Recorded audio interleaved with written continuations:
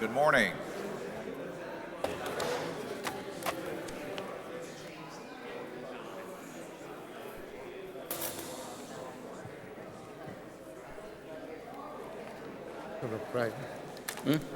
We'd like to welcome you to this meeting of the Drainage District Board of Directors for today, November the 5th, 2013. President Dar, Commissioner Cuellar, Precinct 1, Palacios, Precinct 2, Palacios, Precinct 4, and myself. We have a quorum. Mr. Garza? Yes, sir. Under open forum, I do not believe anybody signed up. No, sir. Moving on to item 3, approval of consent agenda, Judge. Judge, we have no concerns. Move for approval. Second. Those in favor say aye. Aye. Aye. Motion carries. Item 4, approval of payment number 5, final and retainage to Asago LLC, DBA Asago Construction, the amount of $38,179.07, as it relates to the Edinburgh wastewater treatment plant effluent line roadway crossings. Everything's in order. The engineer signed off on it. Move for approval. Second. Those in favor say aye. Aye. Aye. Motion carries.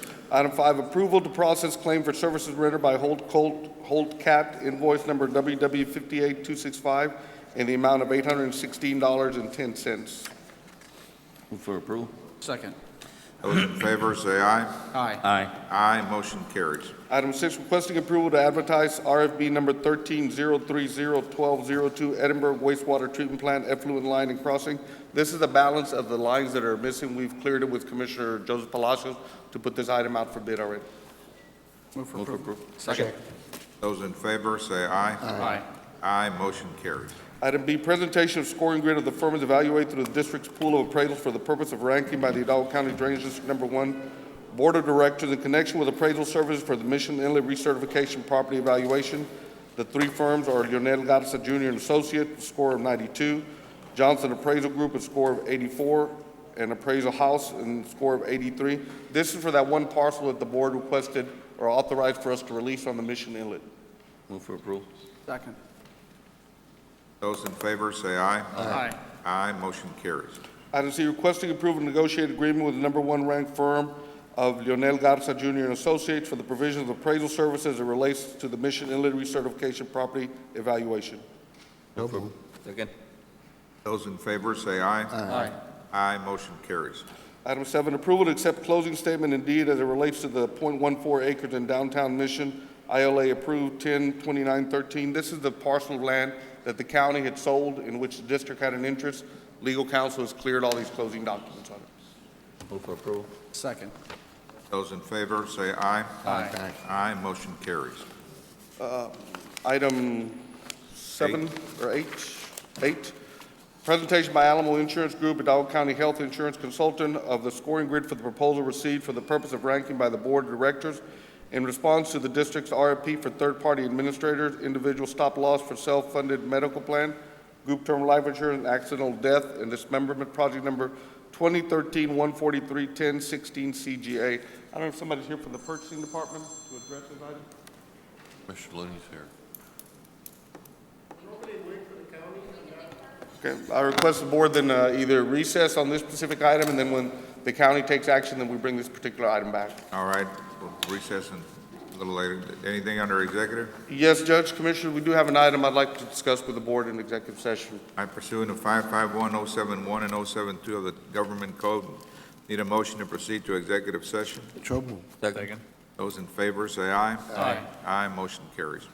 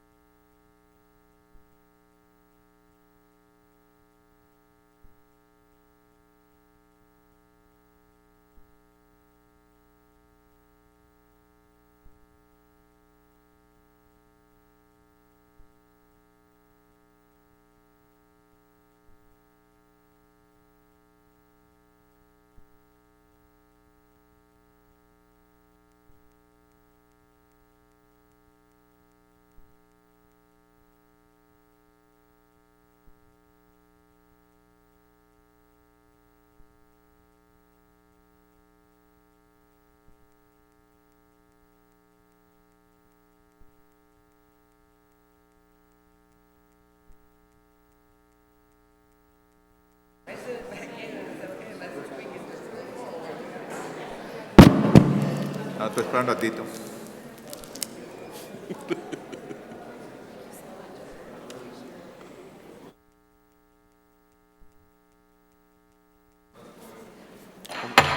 All right, we're going to be convening our Drainage District meeting. Go ahead, Mr. Garza. Judge, Commissioners, there was no action taken in court. We will proceed as directed by the Board of the Drainage District. I do request the meeting not be adjourned so the board consider the health insurance issue after you consider it as Commissioners Court.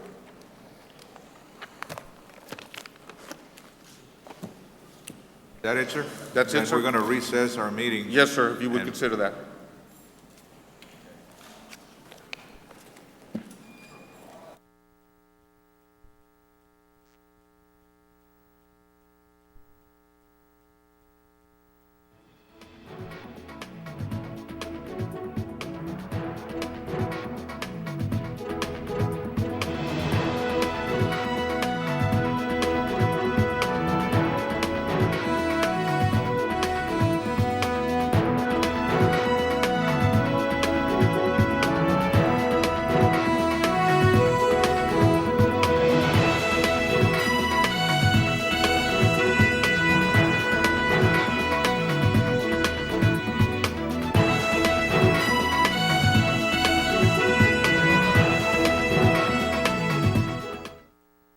All right, well, good morning, and welcome to this meeting, regular meeting of the Hidalgo County Commissioners Court for today, November the 5th, 2013. I know Commissioner Tito Palacios is back there, but he is here, so the entire court being present, we have a quorum. At this time, I understand that the honor guard is going to be posting the colors. We are, Judge.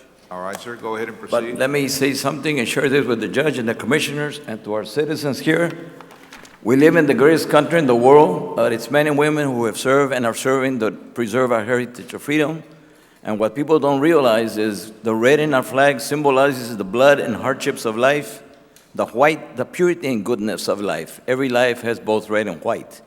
And everybody thinks the blue and the stars represent the states. It's true. But when our life as a veteran is over, we say, when our life of red and white is over, may only heaven remain. So at this time, if everybody will please rise, place your right hand over your hearts. If you're a veteran, salute with us. Group, detail, hut, present, arm, honor guard, post the colors.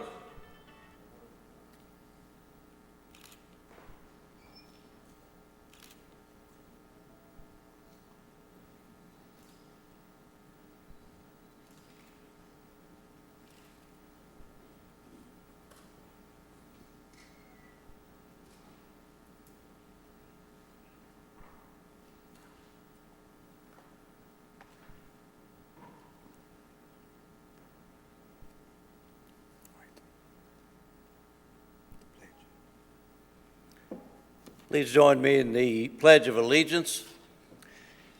I pledge allegiance to the flag of the United States of America and to the republic for which it stands, one nation, under God, indivisible, with liberty and justice for all. Ready? Hoot! Flag detail, dismissed.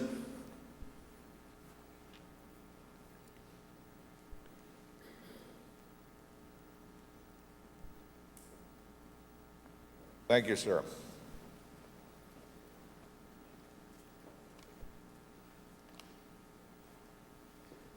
Time, Ms. Townsend. Dear Father in heaven, we thank you for this day. We thank you for all your blessings. We especially thank you for the blessings of having the veterans, and we ask you to always help us remember to say thank you to the veterans for their service. We ask that you bless the soul of Jaime Salazar and bless his family. We ask you also, dear Lord, to please remind us or let us know always that we're not in charge. You are. Please bring rain to the valley again, for we need it one more time. Thank you for all your blessings again, dear Lord. In the name of the Father, Son, and the Holy Spirit, amen. Amen. I would ask you to please join us in a moment of silence in memory of a young man that passed away, I believe it was 2 days ago, Mr. George Jaime Salazar from Edinburgh. Jaime was 65 years old. He was actually my former classmate. He was our fullback between 63 and 66 at Edinburgh High School. He married Marty, our purchasing department head. He was a lifetime resident of Edinburgh and a member of St. Joseph's Catholic Church.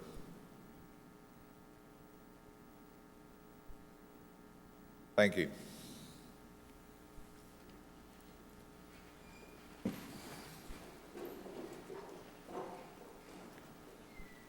All right, we're going to be proceeding with some items taken out of order. At this time, I will move to item 13A.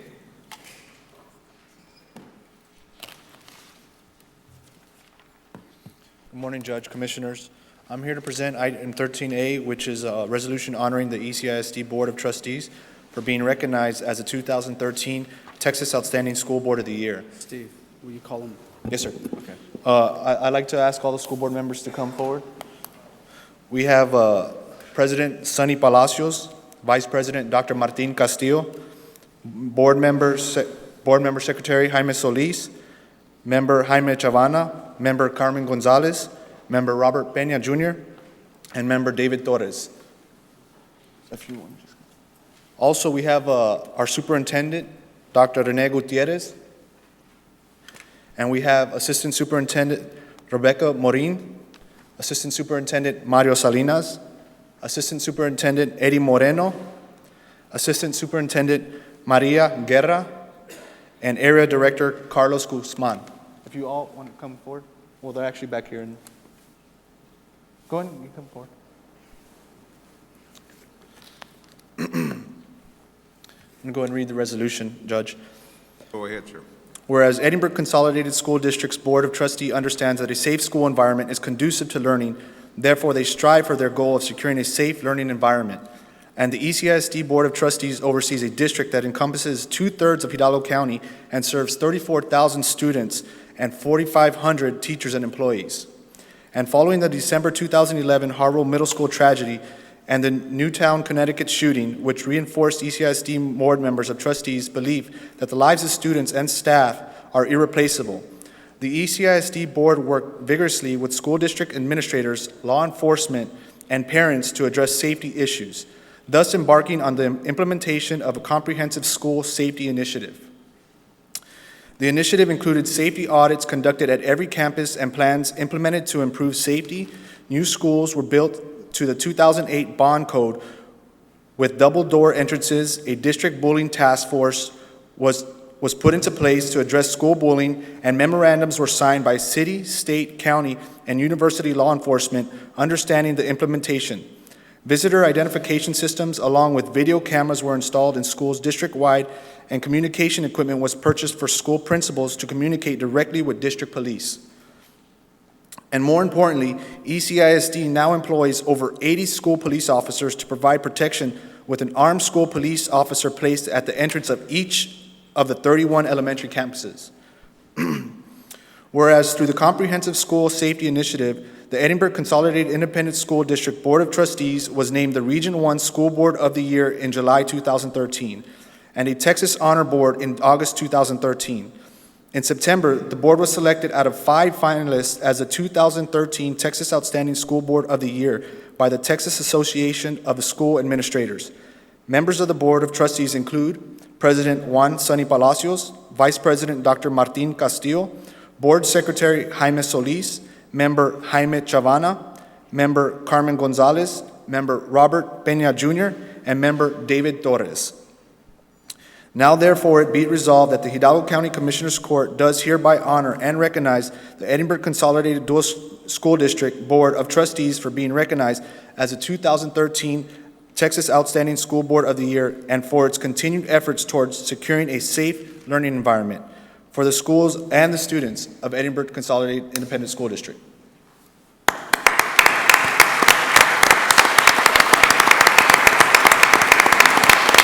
We need a approve this resolution? Second. Second. Those in favor, say aye. Aye. Aye, motion carries unanimously. Now we can clap.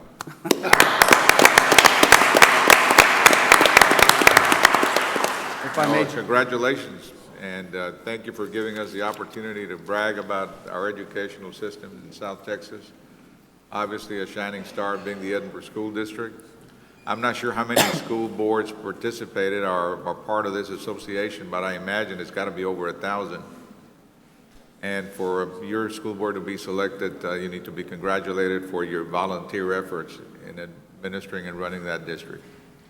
Judge, if I may comment also, Yes. I chose to put this on the agenda just for mere sake of the pleasure of working with the school board in these last few years. I tell you what, they have an impeccable board, as well as all the staff, support staff. They work impeccably well together. The Harwell Middle School tragedy was a realization, and it was a rude awakening to the simple fact that safety remains probably one of the most foremost issues that we have to deal with, both as a county but also as a school district in an ever-changing world. And I want to commend you guys for taking the proactive approach and implementing a plan rooted around safety for our children. It's a pleasure to see you all working forward and being very proactive in all your efforts. And I couldn't thank you enough for the great job that you all do. We really appreciate your service. Thank you.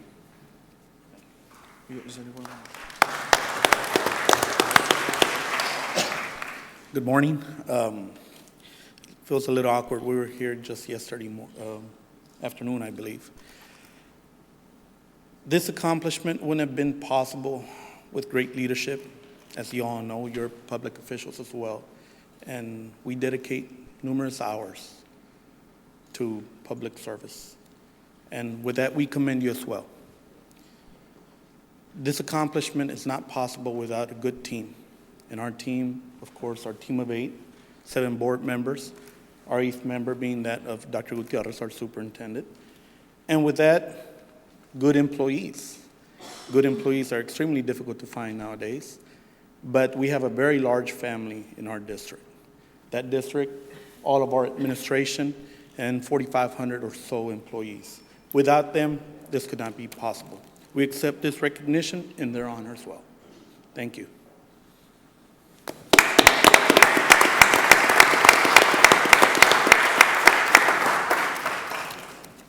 Thank you, Judge.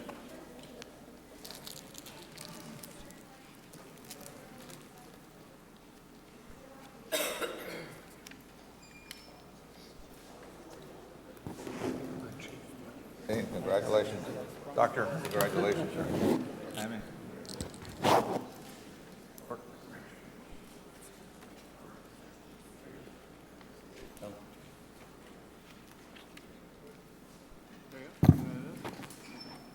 Here you go, and 1, 2, 3, smile, smile, smile.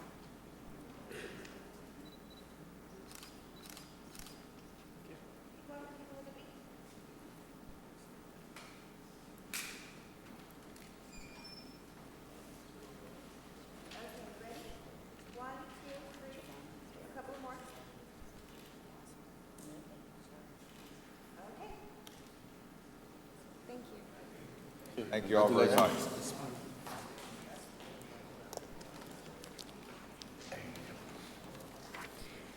Judge, if I may, we did want to announce that tonight there will be the Edinburgh regular school board meeting where the school board will be recognized, and that's at 6:45 p.m. at Robert Vela High School. We invite everyone to attend.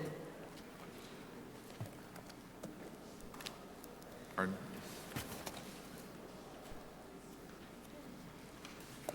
Let's move on to item 6A.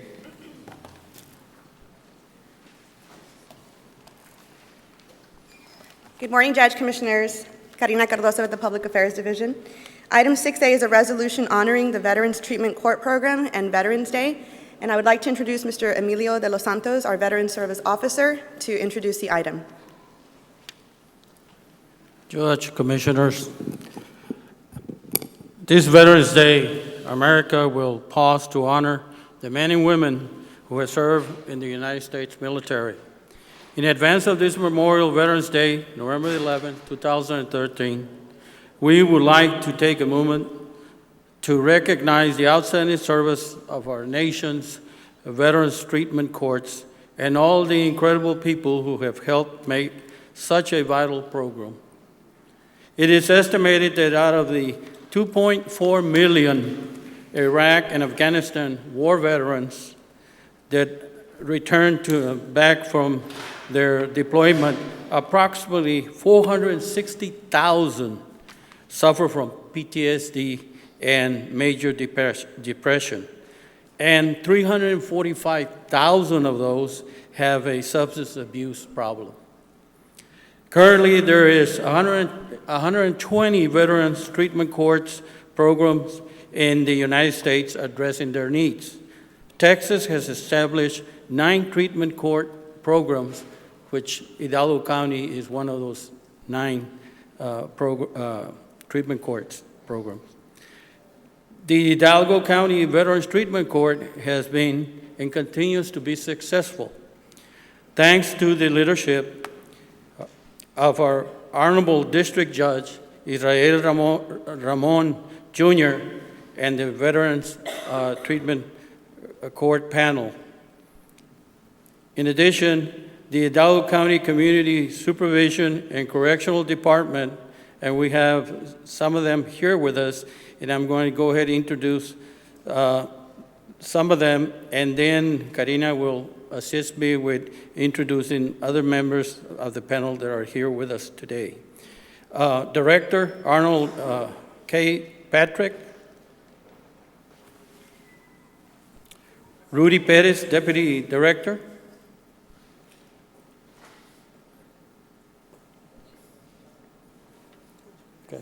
Eloy Lugo. Okay. And now Karina will introduce the remainder of the members of the treatment panel. So as Mr. De Los Santos said, this program has provided an alternative for veterans who are suffering from mental health disorders, and they undergo this comprehensive treatment program with the drug court. So we want to thank the court, Judge Ramon, and the members of the panel as well. I'd like to recognize them. Mr. Arnold Patrick, Rodolfo Perez Jr., Assistant Director. I'd like to also recognize some of the probation officers. Esteban Del Bosque, if you can join us in the front at the podium. Veronica Martinez, who's a probation officer as well. We have Dr. Martha Kang, PhD, and Miriam Clark and Jose Villegas from Tropical, Texas. Elida Decker, who's the counselor, and I believe that is the team that is here today. So we want to thank you all for all of your efforts to help veterans in this manner. And if I may, please read the resolution. Resolution in support of Veterans Treatment Court and Veterans Day. Whereas November 11, 2013 marks the 12th straight year of America at war, and there are now more than 23 million U.S. veterans, including 2.4 million from wars in Iraq and Afghanistan. And whereas the United States military instills a sense of honor, duty, leadership, commitment, and respect, evident in the millions of veterans who have returned home to their communities as productive citizens, strengthened by their military experience. And whereas 1 in 5 veterans has symptoms of a mental disorder or cognitive impairment, 1 in 6 veterans from Operation Enduring Freedom and Operation Iraqi Freedom suffers from a substance abuse issue. And research continues to draw a link between substance abuse and combat-related mental illness. And whereas an increasing number of veterans nationwide are appearing in the courts to face charges stemming directly from these issues, and whereas veteran treatment courts are our community's response to the growing need for an alternative to incarceration, specifically for justice-involved veterans, and whereas veterans share an inimitable bond among their peers and the treatment court builds upon the camaraderie by allowing participants to go through the treatment court process with people who are similarly situated and have common past experiences. And whereas veteran treatment courts have captured national attention as a critical tool for ensuring that veterans in the criminal justice system do not fall through the cracks. Now therefore be it resolved that the Hidalgo County Commissioners Court does hereby declare that the Veterans Treatment Court be recognized as a critical solution for saving the lives, families, and futures of our nation's veterans. And we also thank all veterans for their service as we celebrate Veterans Day this November 11, 2013. Approve this 5th day of November, 2013. So move. Second. Those in favor indicate by saying aye. Aye. Aye, motion carries. Thank you very much. Can you tell the public what the effect of this is? That if a veteran is accused of an offense, the case will be assigned to Judge Ramon's court for processing? Yes, Mr. Perez? or Patrick? Commissioners, Judge, the Veterans Court, what it does is if a veteran that we've identified on probation has difficulties, they'll get sent to the jurisdiction of the Veterans Court, and then they'll get treatment and meet weekly with the judge and the treatment team, and it's a very effective model. It's based on the drug court model. We certainly want to thank Judge Israel Ramon for his efforts in volunteering his services to this special program. Hopefully it will be successful. And Judge, if I may, I wanted to thank the county and the commissioners and you especially for the support to allowing us to run this treatment court. Thank you. If we have any veteran that has gone through the program, please join us up front. Also, our Honorable District Judge Ray Ramones couldn't be here with us. He's out of town.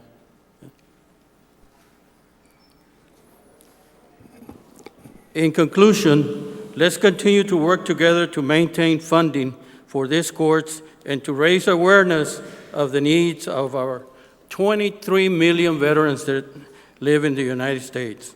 As we observe Veterans Day, let's make a commitment that no veteran in our community will be left behind. Thank you, and I also want to thank the veterans that provided us with the presentation of colors and the Pledge of Allegiance. Thank you, Homer and Tony. And lastly, if I may please announce, Veterans Day is on Monday, November 11th, and I have a series of events that Mr. Dos Santos has put together that I'd like to share with the court, and everyone's invited to attend these. There's a lot of activities going on throughout the county. Thank you very much, and if we can please have a picture. Can you join us over here?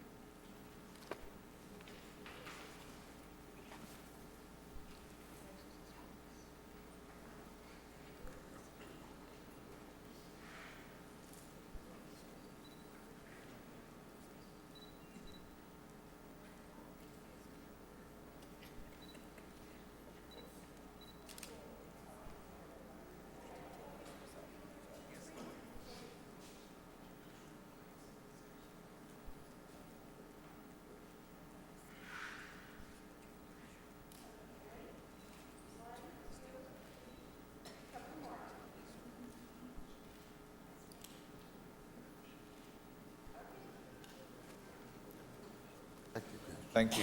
Thank you. Thank you, sir.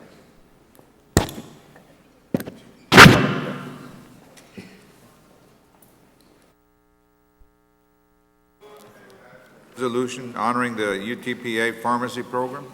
Yes, good morning, Judge Commissioners, once again. Today we're recognizing the University of Texas Pan American Cooperative Doctoral Pharmacy Program for receiving the 2013 Examples of Excelencia in Education Award. It's a national initiative that systematically identifies and honors programs boosting Latino enrollment, performance, and graduation with evidence of effectiveness. We have in the audience today some guests from the University of Texas Pan American. I'd like to introduce them, and if they can please join me at the podium. Dr. Robert Nelson, UTPA President. His cabinet is here as well. Dr. Avidan Rodriguez, UTPA Provost. Marty Baylor, VP of Business Affairs. Ms. Veronica Gonzalez, VP for University Advancement. Dr. Jeff Graham, VP for Information Technology, and Dr. S.J. Sethi, Executive Director for Institutional Research. Also in attendance are members of the program, including Dr. John Ranau, who's the Dean of the College of Health Sciences and Human Services, and Dr. Lydia Aguilera, who is in charge of the UTPA Pharmacy Program. And if I may read the resolution so we can learn about this tremendous accomplishment. Resolution honoring the UTPA Pharmacy Program. Whereas the University of Texas Pan American, UTPA, and the University of Texas Austin Cooperative Doctoral Pharmacy Program offers a 6-year curriculum leading to the Doctor of Pharmacy degree. With 66 students currently enrolled, the program has proven itself both strongly effective and successful, with its graduates achieving a 100% passing rate on the North American Pharmacist Licensure Exam and the Multi-State Pharmacy Jurisprudence Exam. And whereas since the program's inception in 2001, the CDPP has graduated 75 students from the program. 82% of the graduates have returned to work in the Rio Grande Valley, which speaks volumes about the passion the students have for this region. And whereas the goals of the CDPP include the following: to address the pharmaceutical care needs of the underserved in the Rio Grande Valley and Laredo regions, to nurture student interest in pharmacy as a professional career, to enhance the accessibility of a pharmacy education to students residing in the Rio Grande Valley and Laredo regions, and to diversify the profession by educating more pharmacists who are sensitive to the unique needs of the region, and to research border issues. And whereas the Examples of Excelencia in Education is a national initiative that systematically identifies and honors programs boosting Latino enrollment, performance, and graduation with evidence of effectiveness, the CDPP submitted a brief history of their program to the committee, the Examples of Excelencia, along with examples of the perceived need, program activities, long-term goals, and evidence of the program's value, which provides insight into the successful programs and key program characteristics essential to Latino student success. And whereas the UTPA-UT Austin CDPP was selected from among 165 programs from 22 states, the District of Columbia and Puerto Rico, to receive the 2013 Examples of Excelencia Award. Now therefore be it resolved that the Hidalgo County Commissioners Court does hereby honor and recognize the University of Texas Pan American and the University of Texas Austin Cooperative Doctoral Pharmacy Program for receiving this distinguished award. Approved this 5th day of November 2013. Move for approval. Second. Those in favor, say aye. Aye. Aye, motion carries unanimously.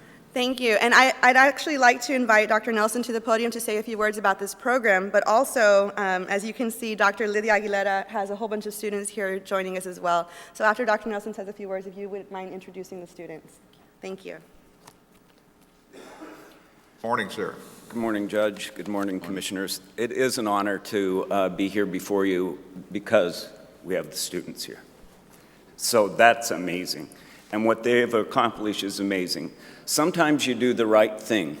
4 years ago, in January, when I came here, I had a recommendation on my desk to close this program. The recommendation was that it was too costly, that it was not going to be effective, and that we can spend the money in other ways. I read it.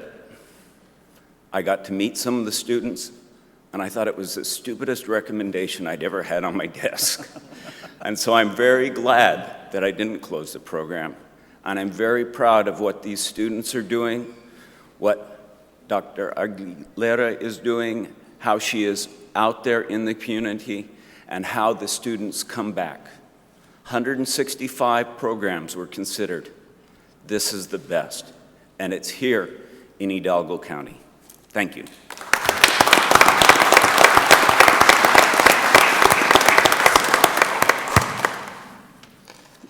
Thank you, Judge. Thank you, Commissioners.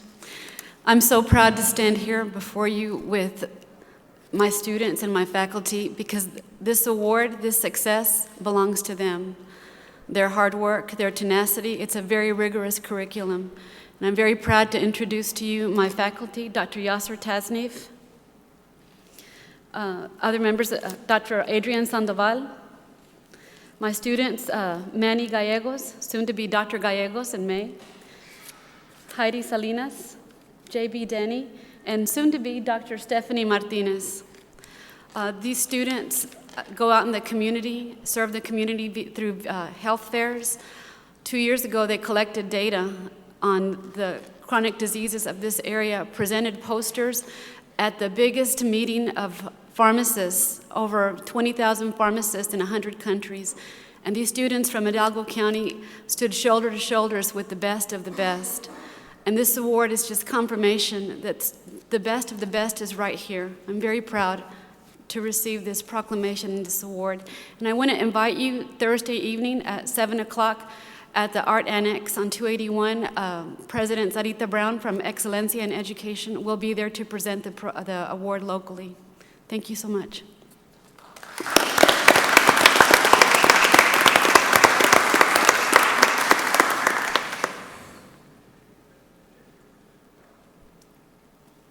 Heading in. I'm right here. We can have a picture, please. See if we can get this whole group.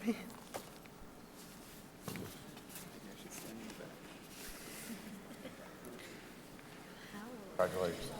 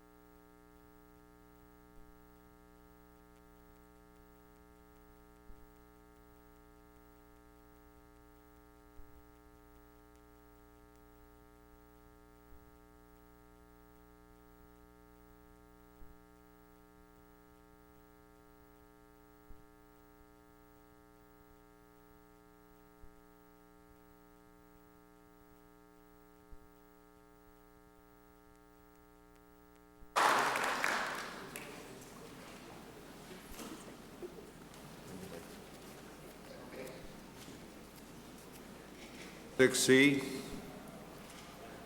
Bobby, is that a open meeting item?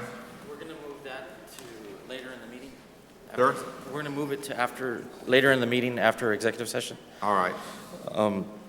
We do have 6D. Right, 6D, presentation by the American Traffic Solutions. We have Greg Parks and George Hittner from that company here to present.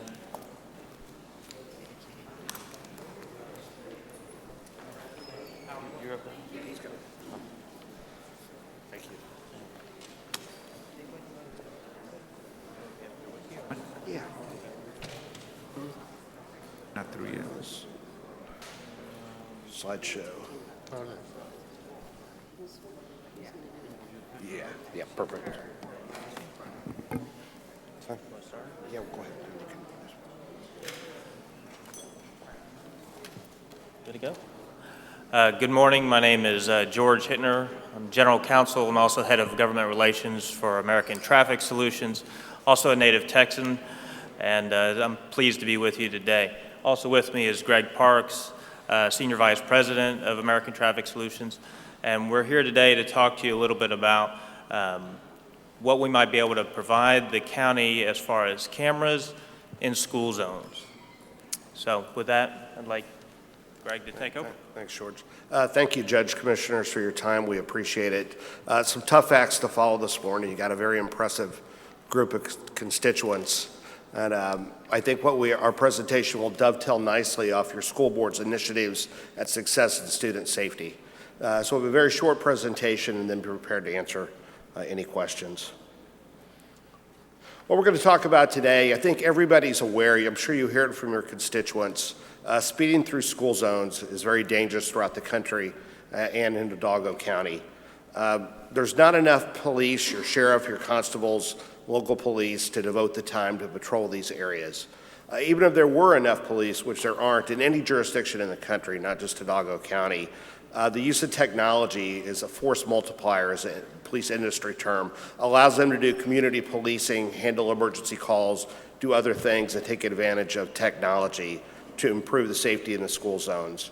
We're going to talk about a program that's very fair to your citizens. It's important to note this can be customized to your parameters. We'll talk about that as far as the speed thresholds, fines, et cetera. It should be a lower fine for your citizens than is typically handed out by manned law enforcement. Most importantly, it's been proven around the country to dramatically reduce speeding, fatalities, crashes, and other violations through school zones, where your precious children are. Most importantly, or second most importantly after that, I guess, to a group of elected officials, what we're going to present can all be accomplished with zero capital expense by the county, zero taxpayer expense. A little bit about us. We're the largest photo enforcement provider in North America. I'm going to talk about our success in school zones around the country.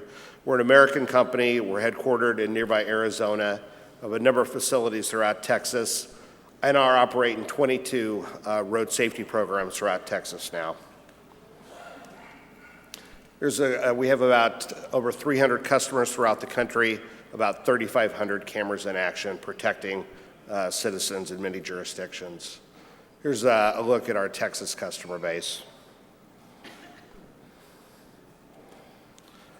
I started off, everybody knows speeding is a problem. Amazing stat that is almost hard to grasp is an average of 2 people last year per day were killed in Texas as a result of speeding. 2 per day. It's a number that's hard to grasp. Speeding is dangerous. A reduction in just 10 miles per hour can increase the likelihood of survivorship by a child hit by a car by 66%. I'm going to talk about the success these cameras can have doing that. Loss of life is most important, but a secondary benefit is the millions and hundreds of millions of dollars that are saved by reduction in crashes and fatalities. Last year, fatalities and crashes in speed zones cost Texans almost $800 million.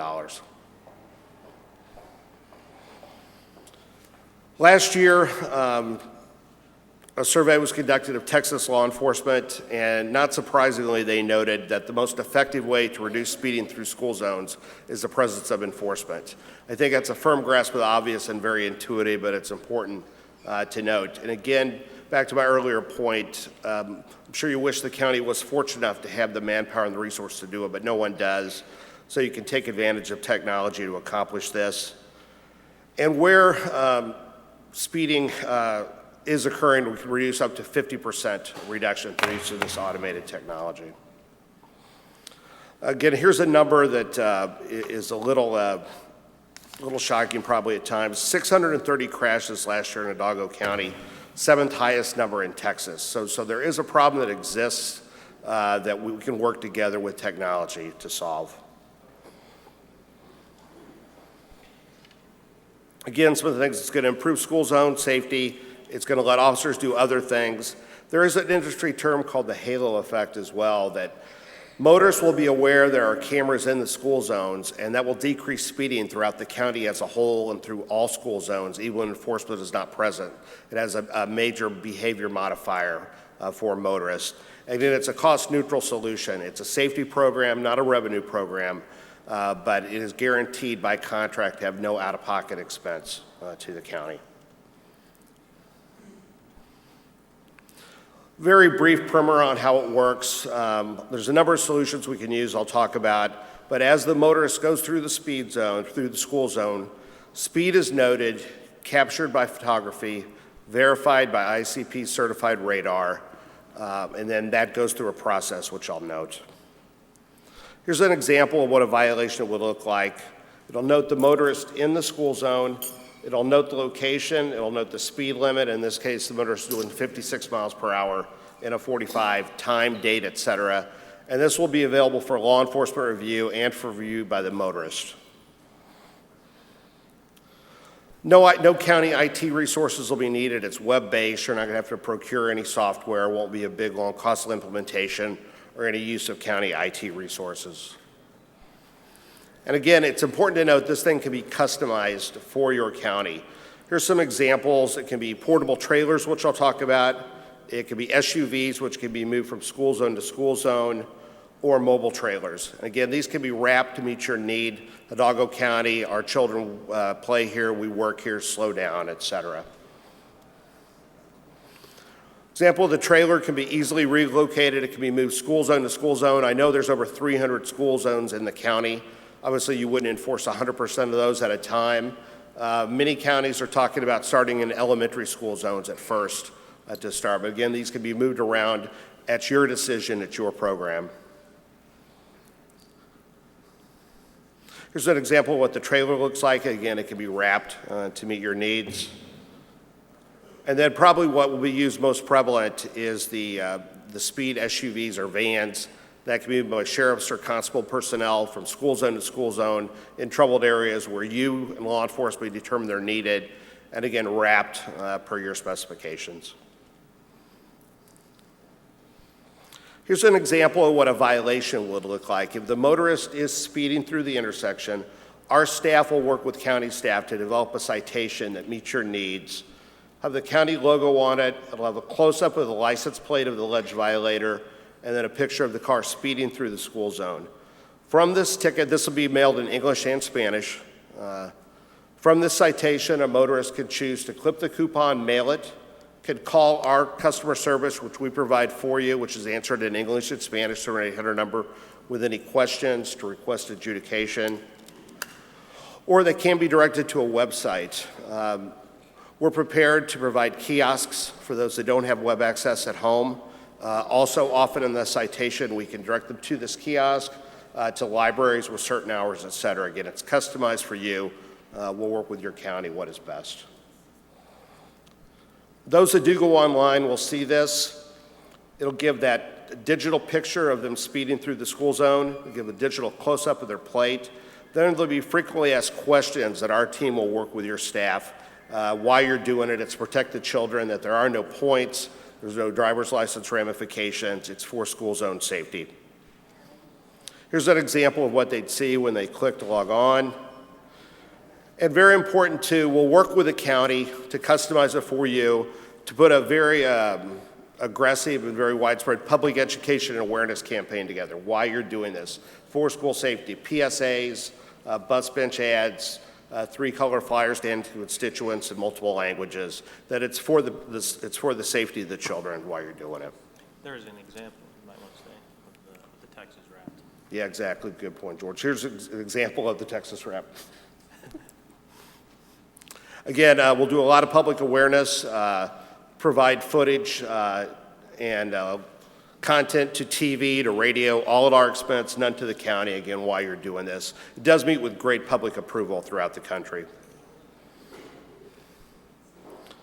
And probably most importantly, the results that you can see and obtain. Washington State has kind of taken the lead in this program. You can see in large areas like Renton and Lake Forest, speeding is down over 60% in the school zones. That's a meaningful number to children's safety. King County, which is Seattle, which is one of the largest programs in the country, has seen almost a 60% decrease in speeding through the school zones. Mesa, Arizona, very near where we're headquartered, prior to automated photo enforcement, average 85th percentile speed was 46 miles per hour. After enforcement, 36 miles per hour. Very meaningful number, and if you'll think back to the beginning of our presentation, a 10 mile per hour reduction increases by 66% the likelihood of child survival and being hit by a car. Some specifics. Right now, the current fine in Texas for 10 miles per hour in a school zone is $216 to $312. It's a 2-point violation on your driver's license.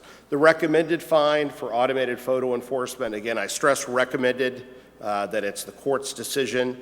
6 miles per hour over when children are being dropped and let off, 11 miles per hour over the rest of the school day. Again, these are not ticky-tacky violations. It's a major violation going through a school zone. Recommended fine is $150. Again, the court's decision to choose, but you'll note that's substantially lower for your citizens than if cited by a manned officer. And again, there are no points or insurance ramifications from an automated citation. So to kind of wrap this up, we talked about speeding, very dangerous. It's documented, you know it, I'm sure you hear it from your constituents. It's a great way to use technology to improve the effectiveness of law enforcement and safety through the school zones. It's very fair to the citizens. It's a lower fine, typically up to you, and by statute there are no insurance ramifications. It's going to all be accomplished with zero taxpayer expense, no capital expense by the county. And I've cited dozens of stats around the country. It is proven it will greatly improve the safety of the children in your school zones. What about enforcement? Who's going to be enforcing these citations, make sure they get paid, that kind of thing? Does the judge have jurisdiction, a JP or a city judge? Or? Yes, you want to take that, George? So, 2 answers to the question, Judge. Ordinarily, when passing this program, we would recommend, and it's been done elsewhere, that you pass a scoff law to hold the registration hold, so that increases compliance with payments. The other way, that if somebody wants to appeal, wants to challenge their ticket, and ordinarily we see it's less than 1% of folks that get this ticket go to court and have the trial, but it's usually go to a JP court. Let me ask a question. How about a fee for non-payment? Is it just, if we adopt a fee for the violation, is there a fee for non-payment?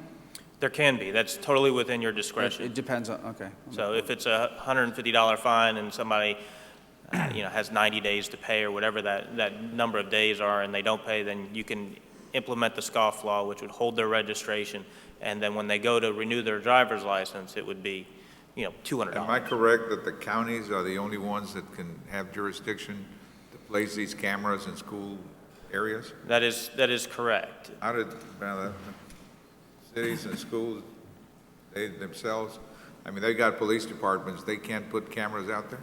So the history there, Judge, is that in 2007, during the middle of the legislative session, one of our smaller competitors, who is no longer in business, put a speed camera on the highway outside Marble Falls. It took the legislature about 15 minutes to prohibit the municipalities from having speed cameras. They did not, and it's been recognized several years in a row in the legislature that the counties still have the ability to do that. There's an opinion letter from former Chief Justice Phillips saying as much. And the county actually has the ability to put cameras wherever they want. It's not restricted to school zones. But from a deliberate perspective, we would suggest that you have a school zone program, which is really what's prevalent around the country right now. It appears like you're providing a needed service, no cost to the county, but what about, well, I would think that we would need to talk to the cities. We're going to be within their jurisdiction. And to the school districts, I mean, we're going to be within their jurisdiction also. So the opinion letter that you have that your legal counsel has reviewed, the county and the city currently have concurrent jurisdiction. The county has concurrent jurisdiction inside the city.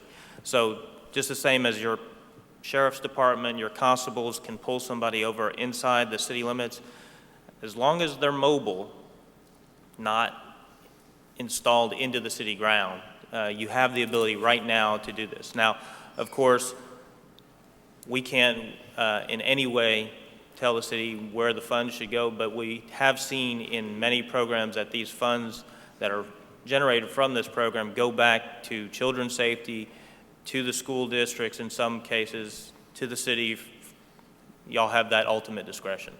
What's going to happen if, say, a city cop stops a car and at the same time the camera takes a picture of it? Yes, no sir. double whammy? Actually, what would happen in that instance, and this is a common scenario around the country, it doesn't happen that often, but we get this question a lot, is in that scenario, when they got the ticket in the mail, they would have their officer-issued ticket. The officer-issued ticket would prevail, and the one that they got from automated enforcement would go away. And you can match them up by time, presence, location.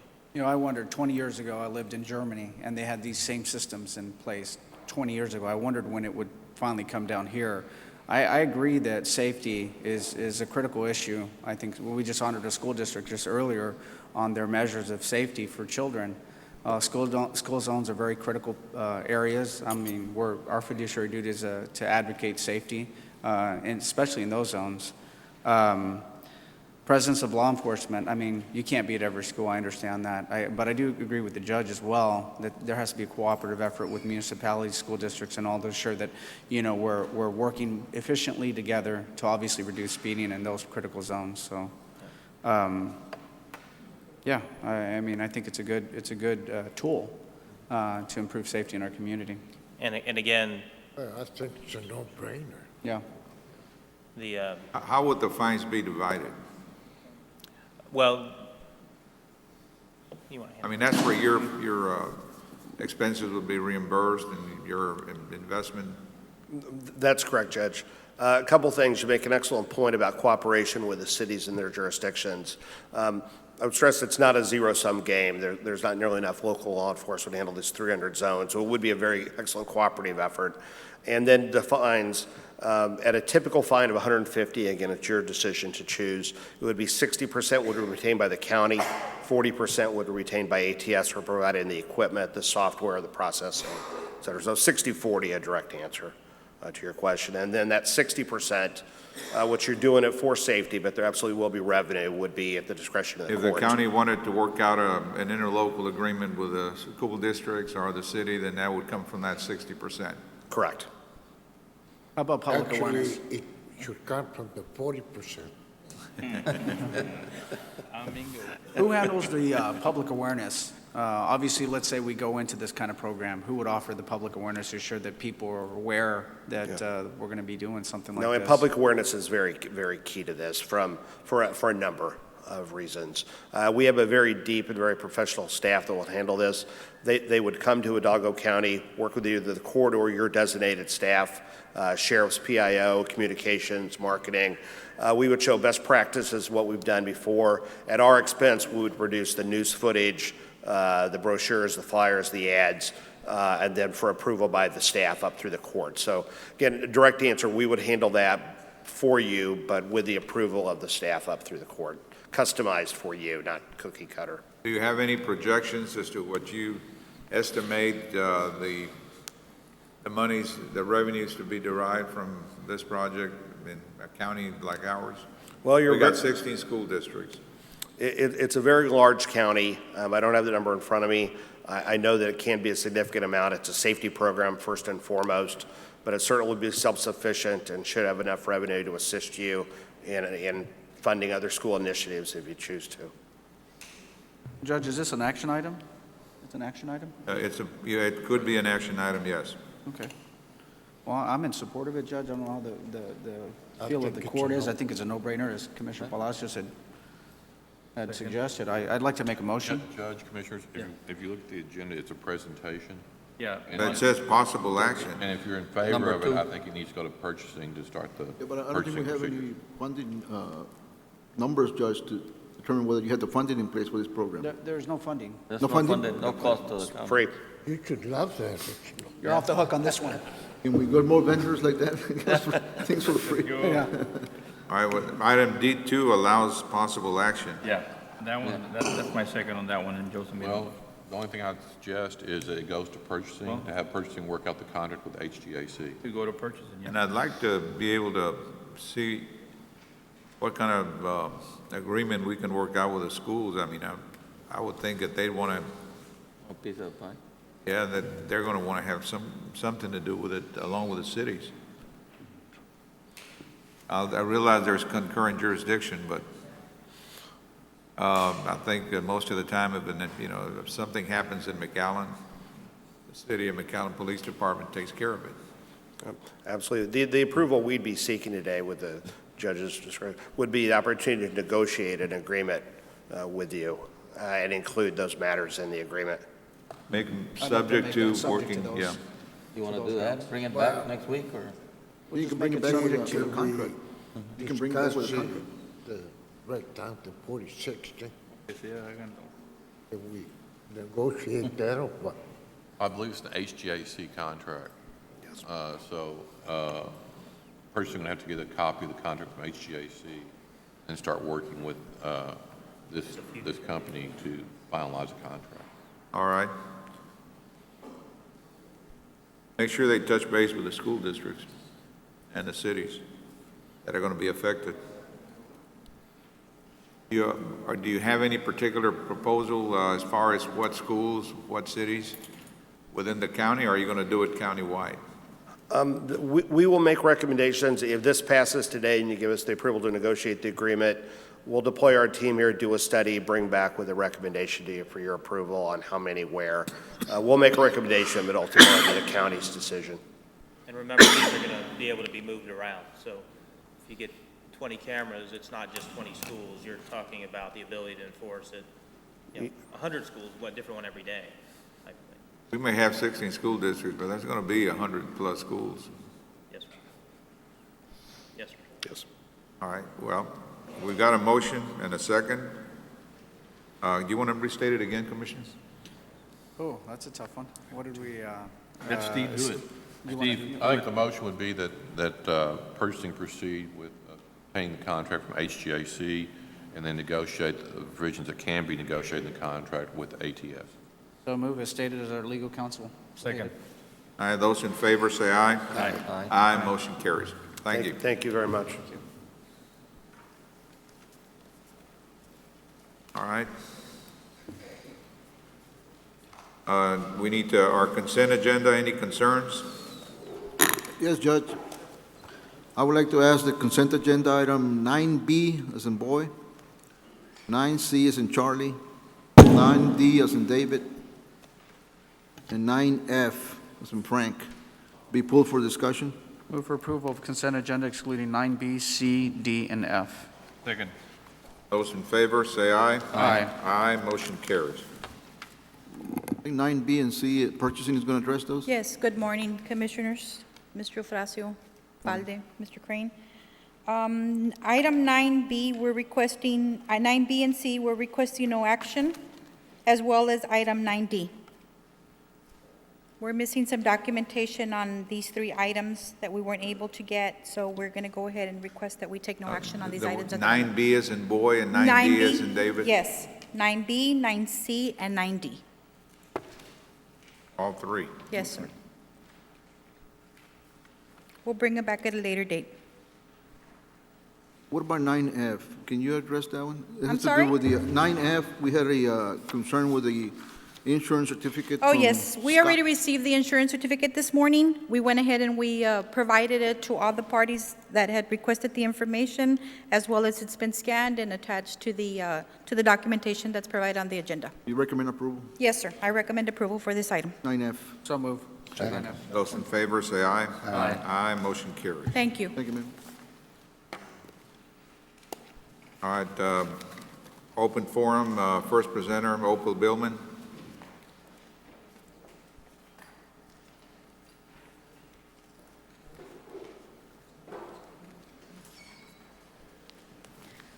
Good morning. My name is Opal Billman.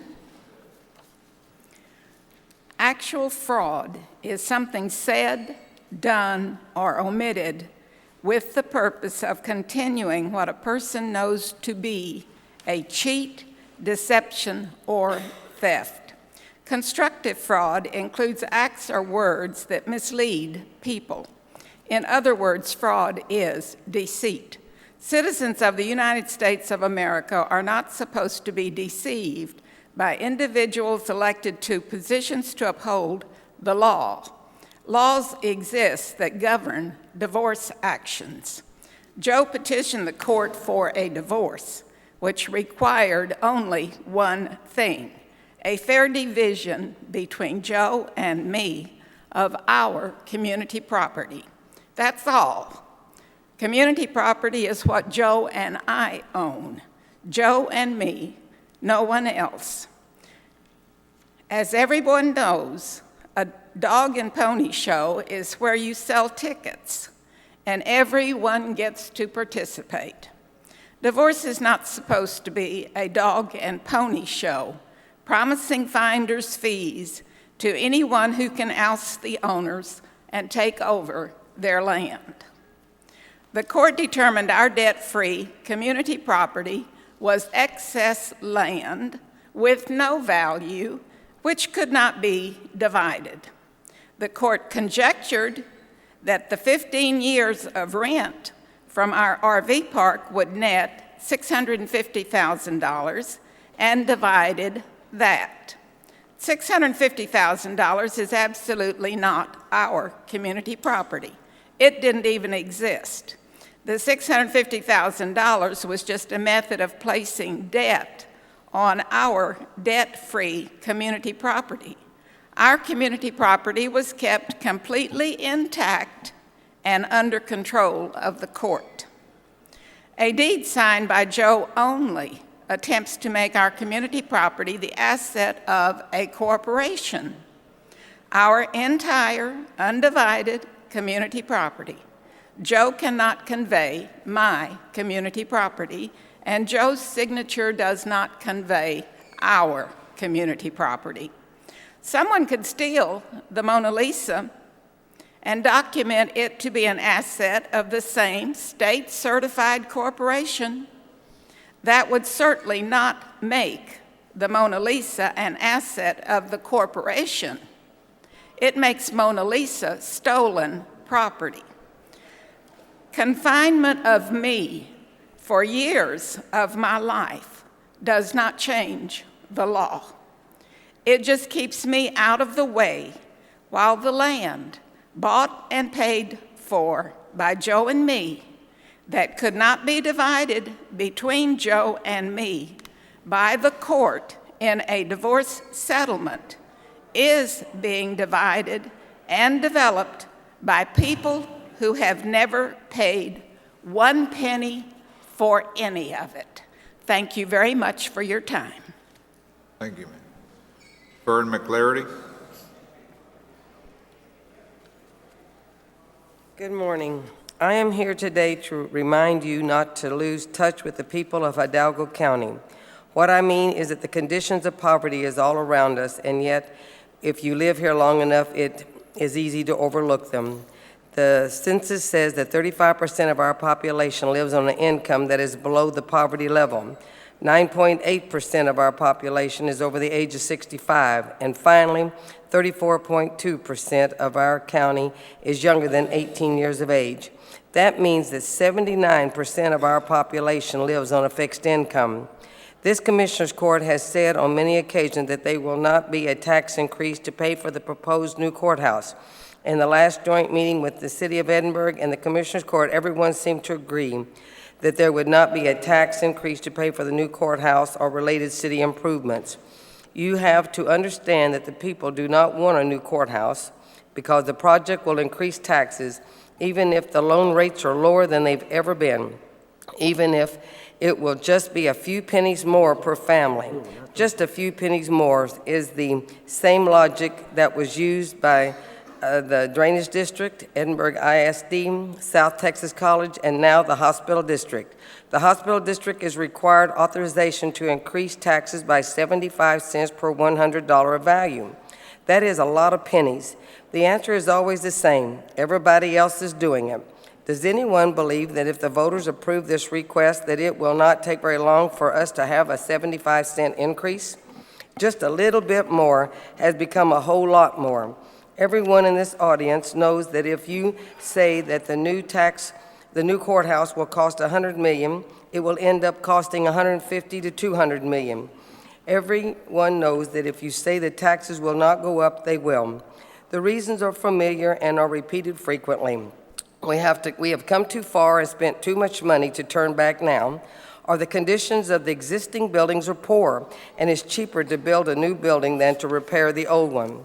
I think the best excuse is going to be the Commissioners Court have found a new and better way to finance the construction. How about waiting until more people have jobs that pay a good salary? How about waiting until we save money for a down payment? That is the advice a banker would give someone looking for a loan, but who has no money.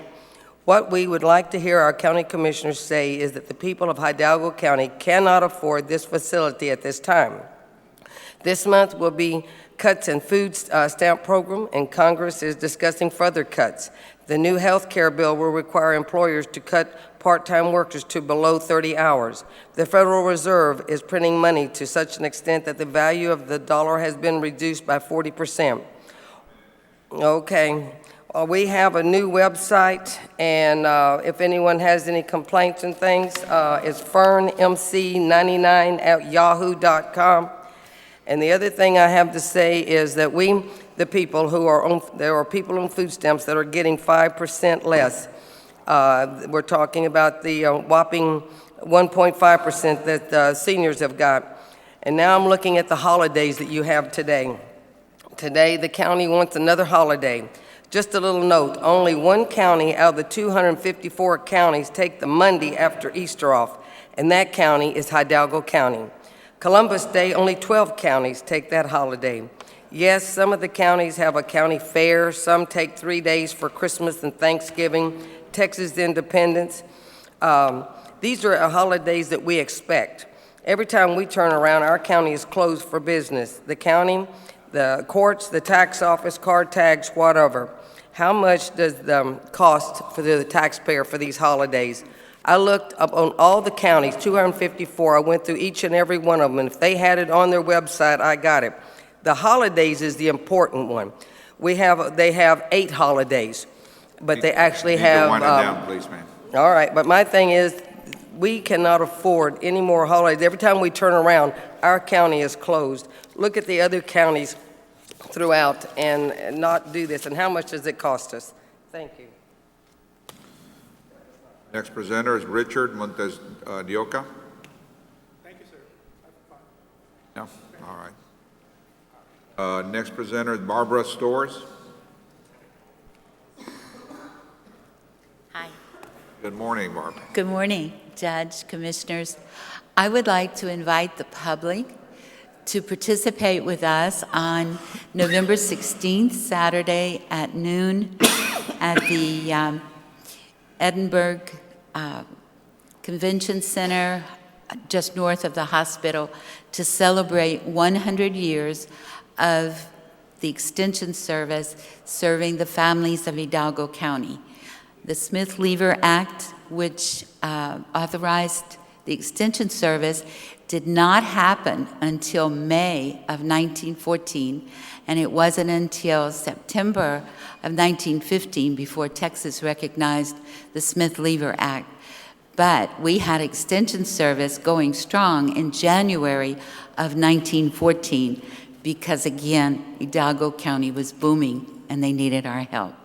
I'm going to leave some of these invitations in the back. We're going to have our wonderful judge, Ramon Garcia, give a welcome on the program. Dr. Douglas Steele, who's the Director of Extension, will be there, and Chuy Hinojosa as well. Thank you very much. Thank you, Karina Cardosa. Judge, Commissioners, I just wanted to announce the details of the services for Marty Salazar's husband, Jaime. The service will take place on Wednesday, November 6th at St. Joseph Catholic Church in Edinburgh for all officials and employees who want to attend. It'll be 2 p.m. is the viewing and visitation, 3 p.m. is a rosary, and 4 p.m. is the memorial and mass. In lieu of floral arrangements, Mr. Salazar's wishes were that everyone consider registering to sign up to be an organ donor. So thank you very much. Hope everyone can attend. Thank you, ma'am. Since the entire court is present, why don't we move on to 15A1, that presentation on our health insurance. Mr. Looney.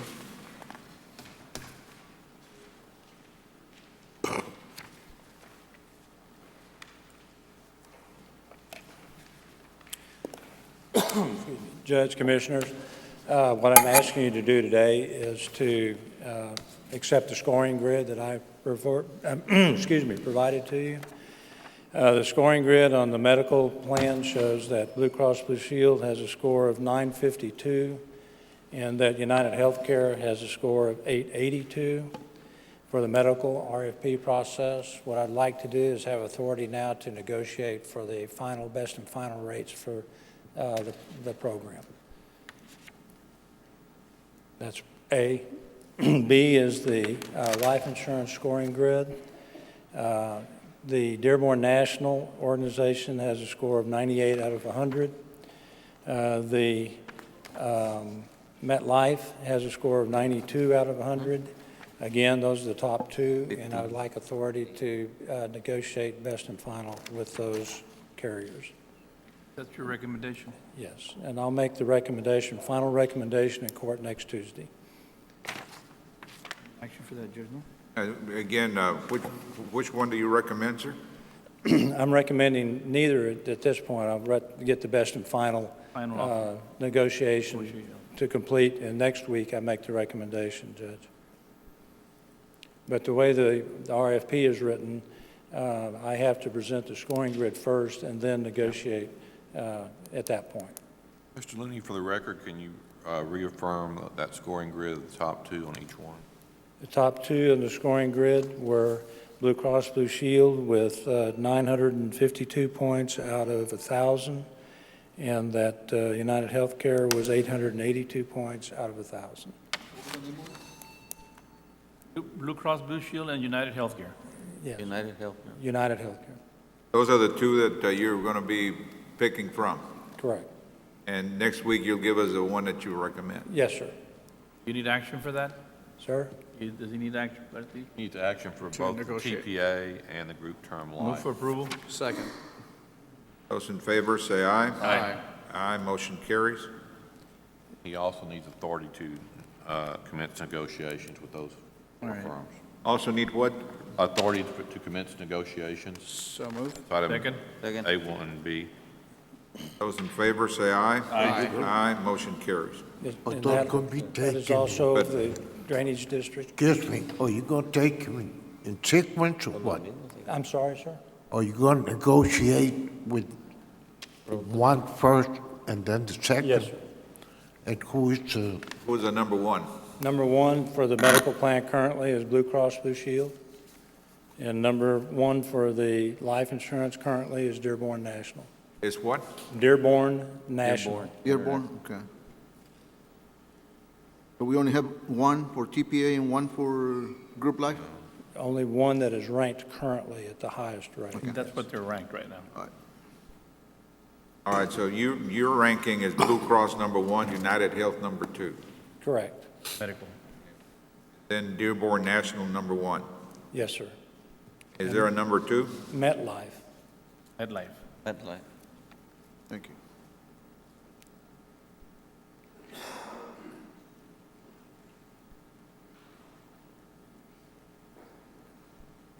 So you enter into negotiations with number one, and then if you cannot reach an agreement, you'll come back and That's correct. announce the second one? Do you expect any changes from our present, right now, we've got Blue Cross Blue Shield. Do you foresee any changes in cost or services or? Currently, the cost in the negotiation that we're negotiating, the cost is equal to or lower than our current administrative fees. There will be no increase currently in what I've seen so far in the RFP process. There will not be an increase in the administrative fees for the county. Judge, would you like to recess now and go back to the Drainage District? All right. Thank you, sir. Thank you. This time, we're going to recess our County Commissioners Court meeting and convene our Drainage District Board meeting for today, November the 5th, 2013. Mr. Gatsa. Judge, Commissioners, I'd like to recommend to the board that we proceed with the concurrence of the county ranking and grading and for the district to proceed under the same conditions as laid out for the county. So moved. Second. Those in favor, say aye. Aye. Aye, motion carries. I think that is it, Judge, if you'd like to close the Drainage District meeting. Need a motion to adjourn the drainage? So moved. Second. Those in favor, say aye. Aye. Aye, motion carries. Now we're going to go back and reconvene our Hidalgo County Commissioners Court meeting and move on to item number 7. Thank you very much, Judge. Commissioner. Thank you.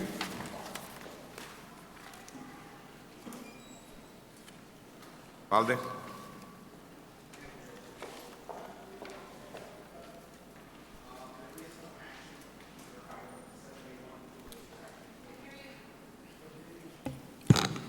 There is no action under item 7A, 1 and 2, unless there's action to be taken further down the agenda. Judge, Commissioners, there is no presentation or action to be taken on item 7B.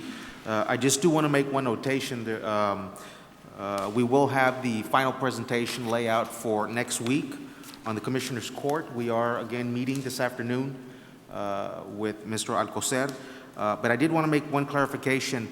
Throughout this past week, there seemed to have been some confusion with respect to the floor plan or the blueprint of the administration building.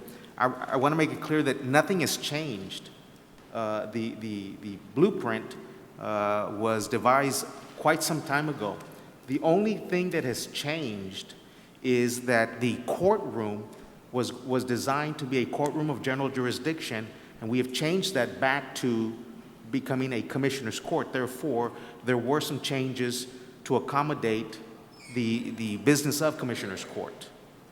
Okay, so, and again, the only other little change was, as Prodigy briefed last week, the area, one of our safes on the first floor, given its configuration, is going to stand as is and just going to be modified and be used as some type of storage, office area, as opposed to it being demoed. Yes, sir.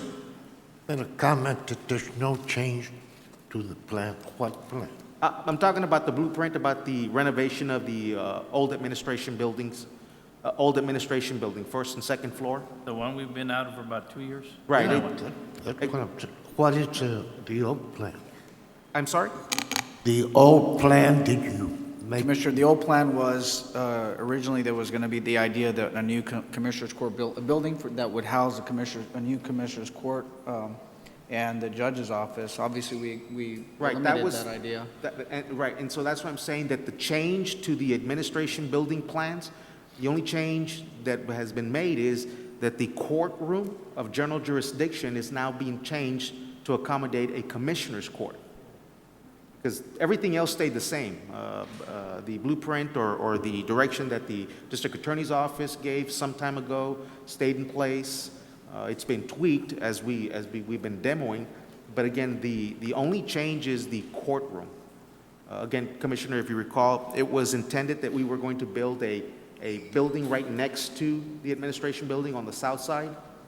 But after we viewed the bids that came in, we determined that it was too pricey. It was cost prohibitive. It made more sense to utilize the space that we had within the building. And so again, that is the major change, that instead of a courtroom of general jurisdiction, it is now being configured to accommodate a commissioner's court. New one is going to be, you're able to sit more than 100 people? And Yes, it'll be 100 it's going to be plus. larger than the one we have right now? Yes, over it there. will be larger, and the orientation, as the old Commissioner's Court, the orientation was east and west. The new orientation is north and south. And so we will go into the atrium area. It is being accommodated, but we will have that blueprint, that layout next week. All right, go ahead, sir. Let's move Okay. on.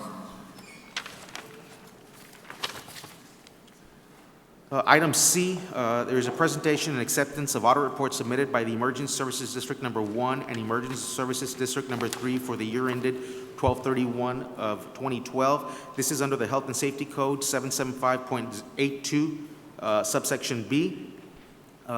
Emergency Service District Number 1, the audit services were performed by Garcia and Peña, and Emergency Service District Number 3 were performed by Oscar R. Gonzalez and Associate. So as per the Health and Safety Code, they are being presented for acceptance to our Commissioner's Court. Move for approval? Second. Those in favor say aye. Aye. Aye, motion carries. Item D, I'm asking no action, Judge Commissioners. Item E, I'm asking approval to accept the settlement check from Fred Loya Insurance Company in the amount of $1,065.75, and this will settle an auto accident with one of our county vehicles. Move for approval? Second. Those in favor say aye. Aye. Aye, motion carries. Item F is approval of, it states resolution, but it's approval of an order designating the area to conduct public sale of real estate property at auction allowed by Chapter 51 of the Property Code. Judge Commissioners, if you recall, I believe it was within the last 2 or 3 weeks, the court, I asked the court to consider, and the court took action, that the sale of real property be moved over to what was formerly known as the old Robert Chevrolet building. Where? The old Robert Chevrolet building, which is the county clerk's. Where trustee sales are conducted? Yes, yes, and so this is the final piece of that puzzle so that we can forward it over to the county clerk's office. They will file it, and then 90 days from that filing date, it will take effect. So I'm asking the court to approve the order designating the area to conduct public sale. Steve, what will that for do the to all property those option. deeds and deeds of trust that say at the courthouse door? Well, the way the statute reads, subsection A of the statute says it will be at the courthouse door. Subsection H has an exception that you can move it anywhere within a close proximity of the courthouse. So legally we're in compliance with the statute. Move for approval? Second. Those in favor say aye. Aye. Aye, motion carries. And item G, again, Commissioners, as per discussion last week, is the approval of the 2014 proposed holidays. Before you have the proposed holidays, again, in question today, as was last week, is the addition of the holiday that we did have last year that was taken off. And so the proposed holidays is 15. The average of the major counties is 12, with El Paso having the greatest number at 17. Valde, just a question. Yes, sir. We obviously adopt this yearly, right? Yes, this is a yearly. Okay, can I yes. ask you a question here? Obviously, every employee has added insurance costs, right? Insurance costs are going up for all employees, county Yes. employees? Yes, that they go As up. well as the COLA. There has not been a COLA other than last year in the last, what, 5 years? Or how long? Yes, that's correct. Approximately Okay. the last 5 years. Okay. Well, on the holiday, it says skeleton crew, I guess the office needs to be open that day? That was a proposal that I was asked to include. There were, yes, sir. Raúl, Chileno, do you have a... Can you come over, Raul?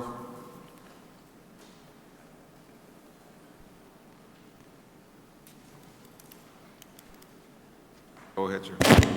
I could ask the staff to take a look at the holiday schedule, and we came up with a recommendation. I've spoken with Valde, Commissioner, about your request to look at the holiday schedule. We looked at other counties. We looked at what the state provided. Valde indicated that he's proposing the the one that we had last year, and adding back the Columbus Day holiday that had been removed for this year. I had proposed to Valde an alternative in case the court decided that a modification might be needed.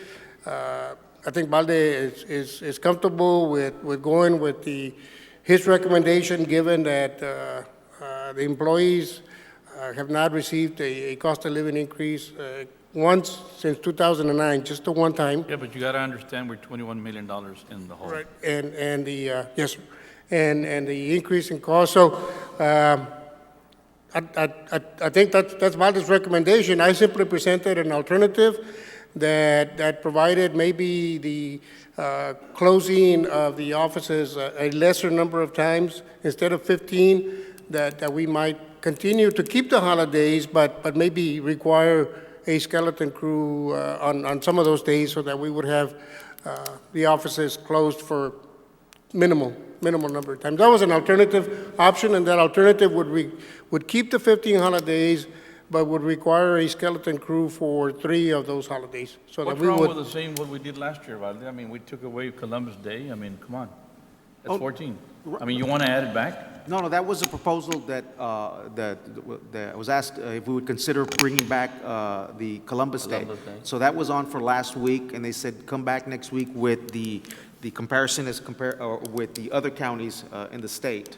Well, there's other counties that have got less holidays than we do, don't they? Right, yes, that's what I'm saying. The average One is option would be to 12. retain what we have now. Keep in mind also that during the course of the years, we don't always have the same number of holidays off, because sometimes Christmas Day and Christmas Eve fall on a Saturday or on a Sunday.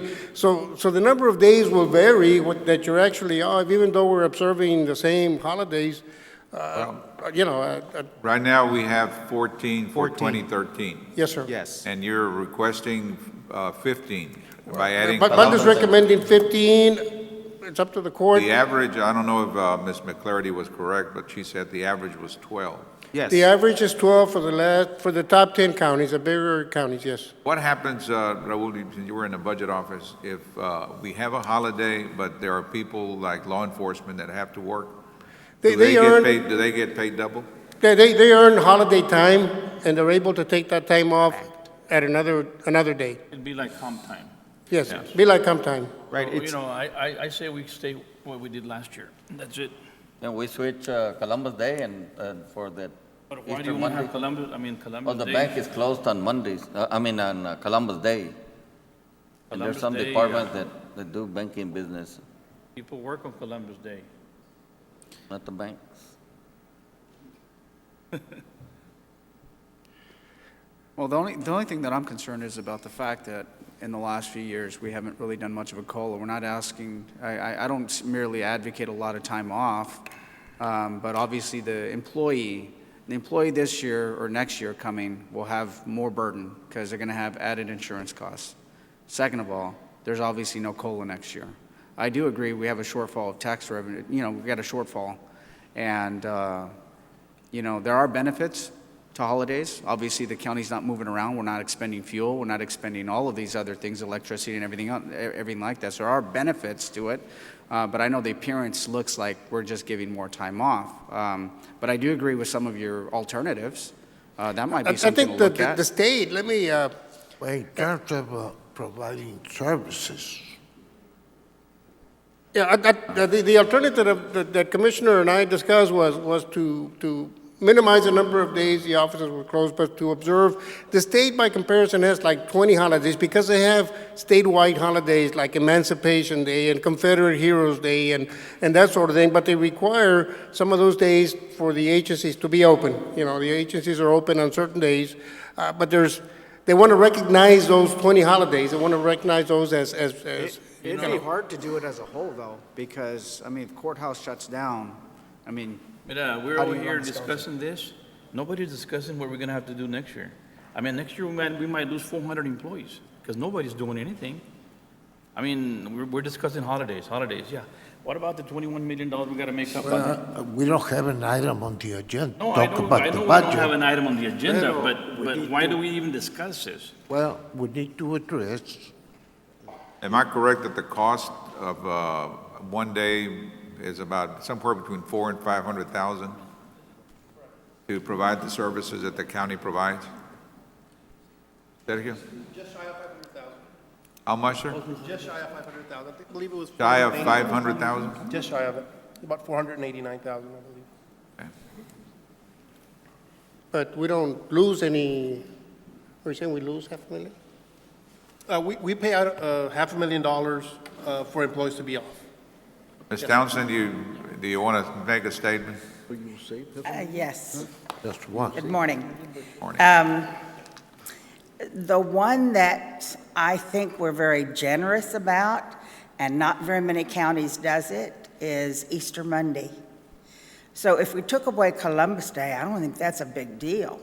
We give them Easter Monday, which I think is really a plus for the people down here who do celebrate religious things. Of course, I also was told nobody would pass a drug test on Monday if they came. Be that aside, I still say it's a plus to have Easter Monday. So that's kind of a good thing, and then take away Columbus, so I don't think they need Columbus Day. Thanks. All right, do I hear any motions? Or Judge- further discussion? Judge, so the proposed listing has 15 days. skeleton crew days. That's one of the options that Commissioner presented. No, that's skeleton crew? Okay.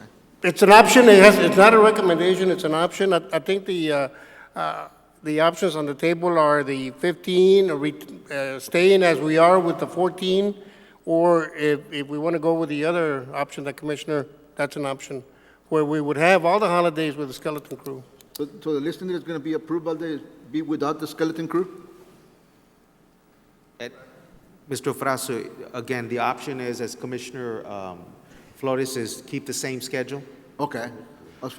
15 days, Okay, or a variation thereof, which would be skeleton. okay.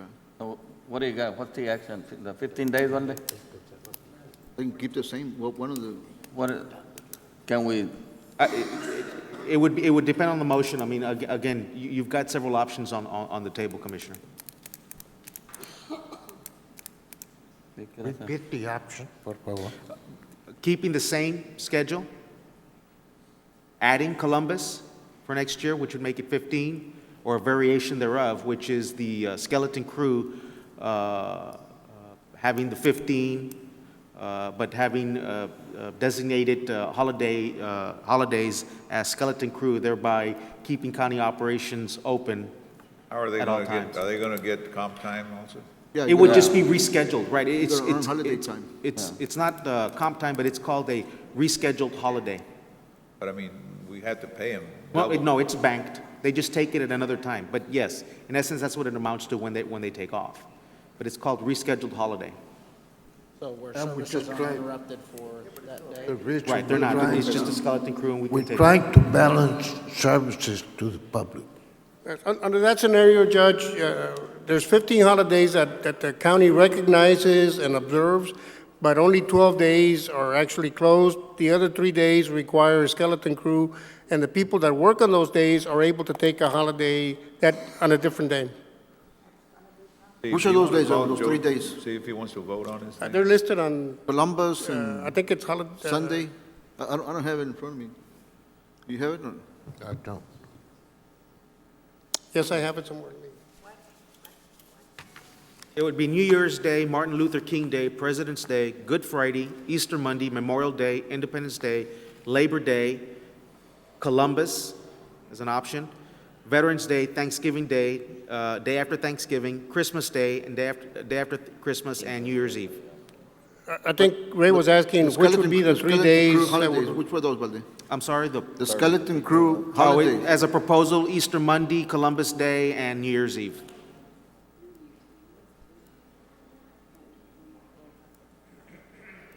I move that we approve the schedule that called for skeleton crew. That calls for what? The 3 days on Skeleton. The 15 with a 3 skeleton and 12 regular? Right. Okay. Second? I'd like to wait and get everybody to, Okay. That's the motion. why don't we take a short recess? May I speak, Judge? Yeah, I'll give you a chance to speak, Frank, as soon as we get back. That way everybody can hear you.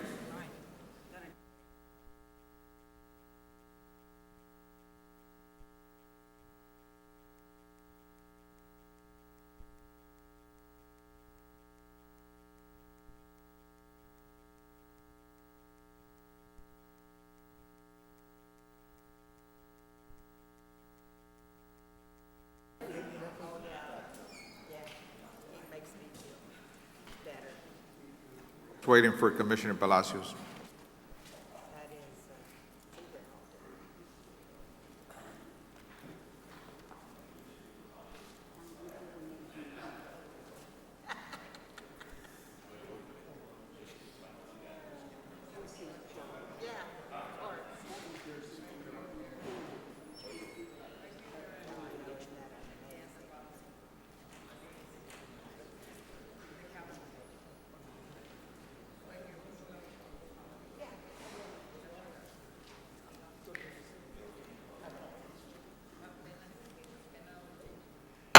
All right, we're back. We're from our recess, convening our County Commissioners Court meeting for today, November the 5th.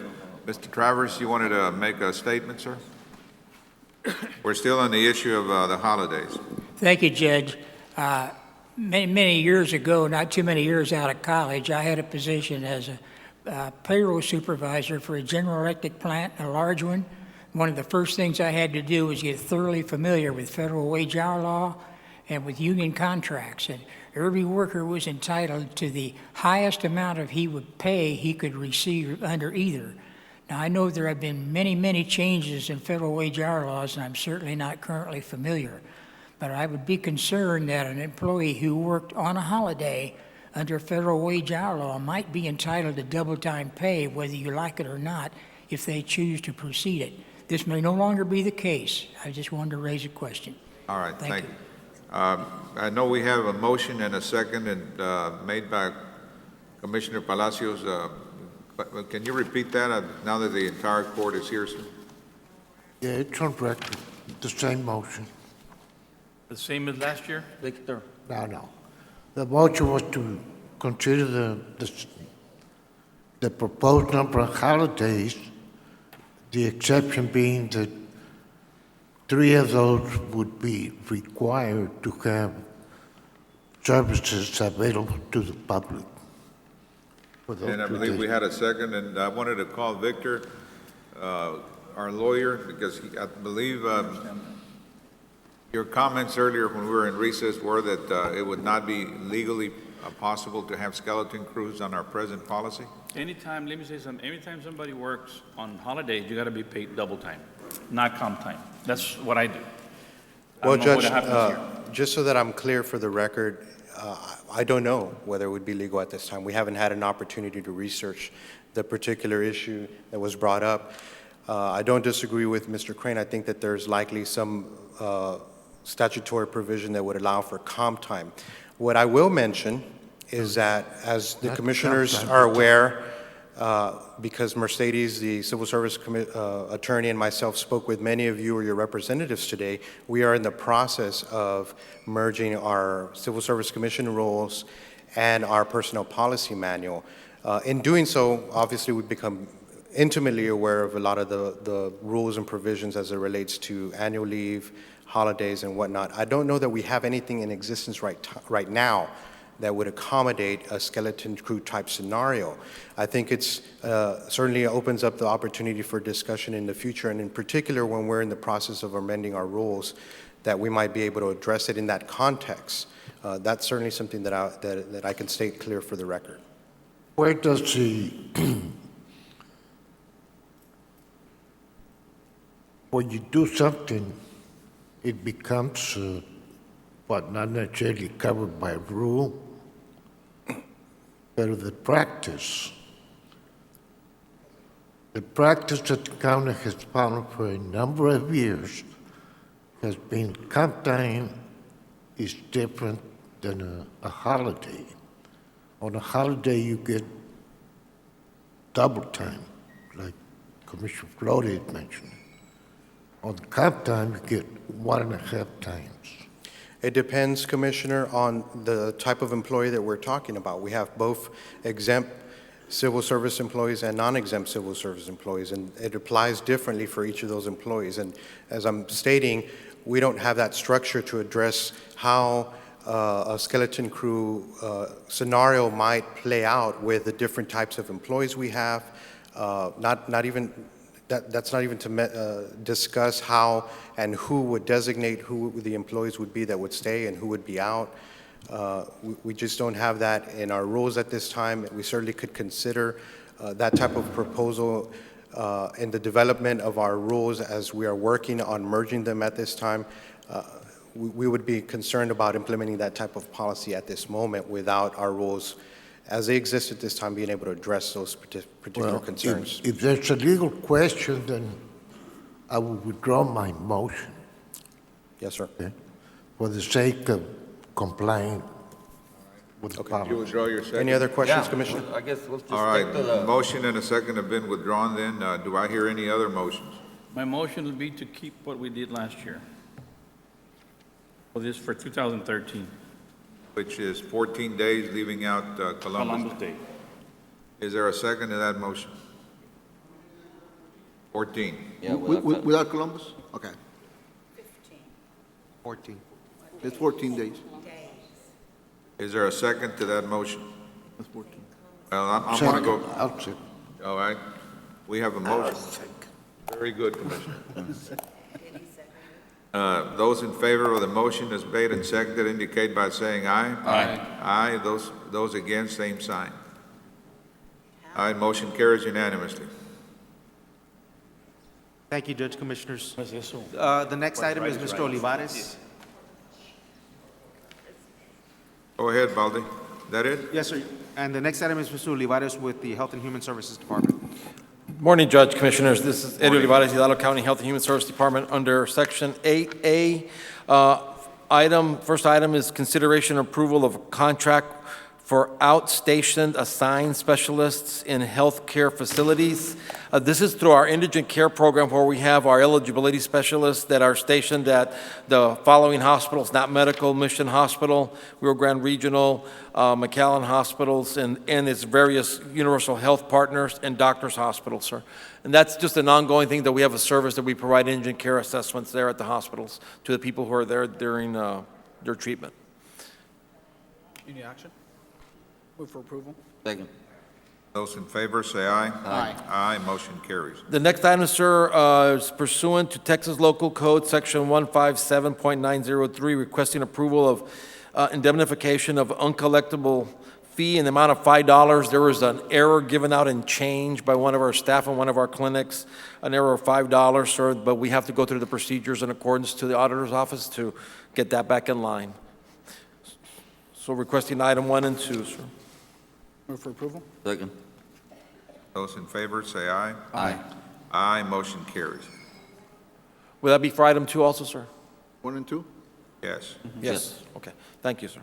Item C is requesting approval to participate in the Memorandum of Understanding, MOU, for the recipients of syndromic surveillance information, BioSense, through local health departments and Department of State Health Services. This is at no cost to the county, but this would work closely with our hospitals to monitor different illnesses and concerns we may have to prevent outbreaks in our community and getting data to exchange back and forth on medical issues in our community. This has been gone through legal counsel and approved by legal counsel. Second. Those in favor say aye. Aye. Aye. Motion carries. Item D, sir, there will be no action on this grant application. We did not, there was a last-second issue that we were not going to be able to apply for this grant. Since we're talking about health, how's our wellness program coming? Sir, we've done over 700 vaccinations. We're moving forward. We have another wellness planning meeting scheduled to start looking at developing one of the clinics and actually start seeing some of our employees in the near future. What about for our employees, the wellness issue? We're going to be working with Mr. Gary Looney after today's decision, and I guess the decision is going to be made in the days to come to formalize that with them and Can make we that happen. expect some kind of a recommendation this year? Oh, definitely, sir. But once the Commissioners Court decides on the insurance carrier, at that point, we will go forward and getting that more formalized, because of course it depends on the insurance carrier. All right, go ahead, sir. Sir, item 8E, there's, on this particular one, Healthcare Funding District, discussion and action including but not limited to Healthcare Funding District and/or expenditure. Sir, on this item, sir, just a reminder, on November 19th, we have a hearing that'll be set forth here at Commissioners Court to set the rate for the new year for the Health Funding District. We'll have all that information in place for you. So on the 19th, we're having that hearing. That's just an update on that. No action needed now? No, I'm sorry, There's Mr. no President. action? No action needed, it's just an update. So there's no action on that, sir. And then on item F, sir, no action either, sir. So just, unless you all have questions. All right, well, thank you. Thank you very much, Judge. Diana, just a minute, please, Diana. I'm going to take another, I've been requested to take another item out of order. Item number 15B as in boy, B1A. Precinct 2. Raul?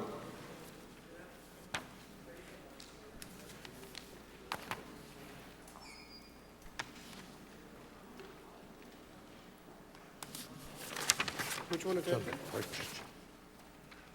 15B? Right. It's under purchasing.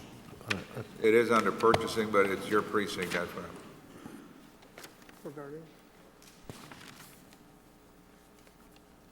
Item 15B is pursuant to Texas Local Government Code 262031 and the interest of expediting the project's progress, requesting approval and authority for precinct commissioner or designee to execute change orders that involve an increase or decrease in the cost of $50,000. The B1, I thought you said B1. B1. 1A. Yes. And B1A is something else, no? They want to discuss B1 or B2? No, he said Both. 15. We're going to do B1 and then B. Okay. For precinct 2, item B1 is discussion, consideration, and action on a recommendation by project engineer Cruz Hogan Consultants to award to lowest bidder meeting all specification, Texas Concordia Construction, in the amount of $682,929.86 for Hidalgo County Precinct Number 2, lowering of canal crossing and road widening at Eldora and Sergeant Trevino Roads. Move for Requested approval. approval. Second. Those in favor, say aye. Aye. Aye, motion carries. Thank you. And item B is pursuant to Texas Local Government Code 262031, and in the interest of expediting a project's progress, requesting approval or authority for precinct commissioner or designee to execute change orders that involve an increase or decrease in cost of $50,000 or less. The original contract price may not be decreased by 18% or more without the consent of the contractor. Move for approval. Second. Those Who's in- going to be designee? Who would you like to designate, Commissioner? Raul. Mr. Silguero, Raul Silguero? Okay. All right, those in favor of 15B, 1B, indicate by saying aye. Aye. Aye, motion carries. Okay, thank you. Thank you, ma'am. All right, let's go back to 9A, Urban County.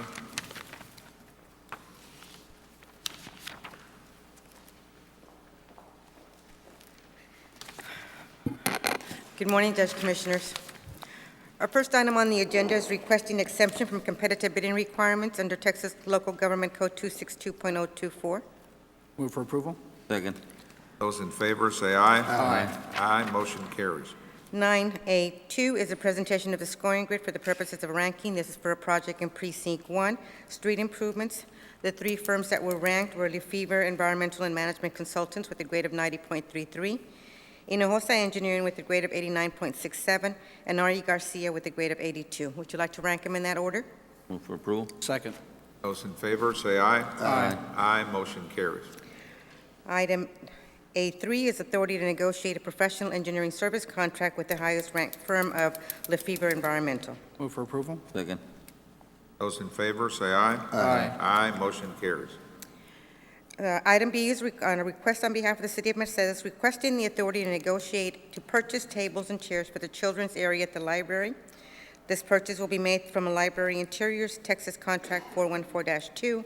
It's in the amount of $6,775.44. Move for approval. Second. Those in favor, say aye. Aye. Aye, motion carries. Item C is requesting the award of bids and approval of contracts for the demolition and reconstruction of 3 units.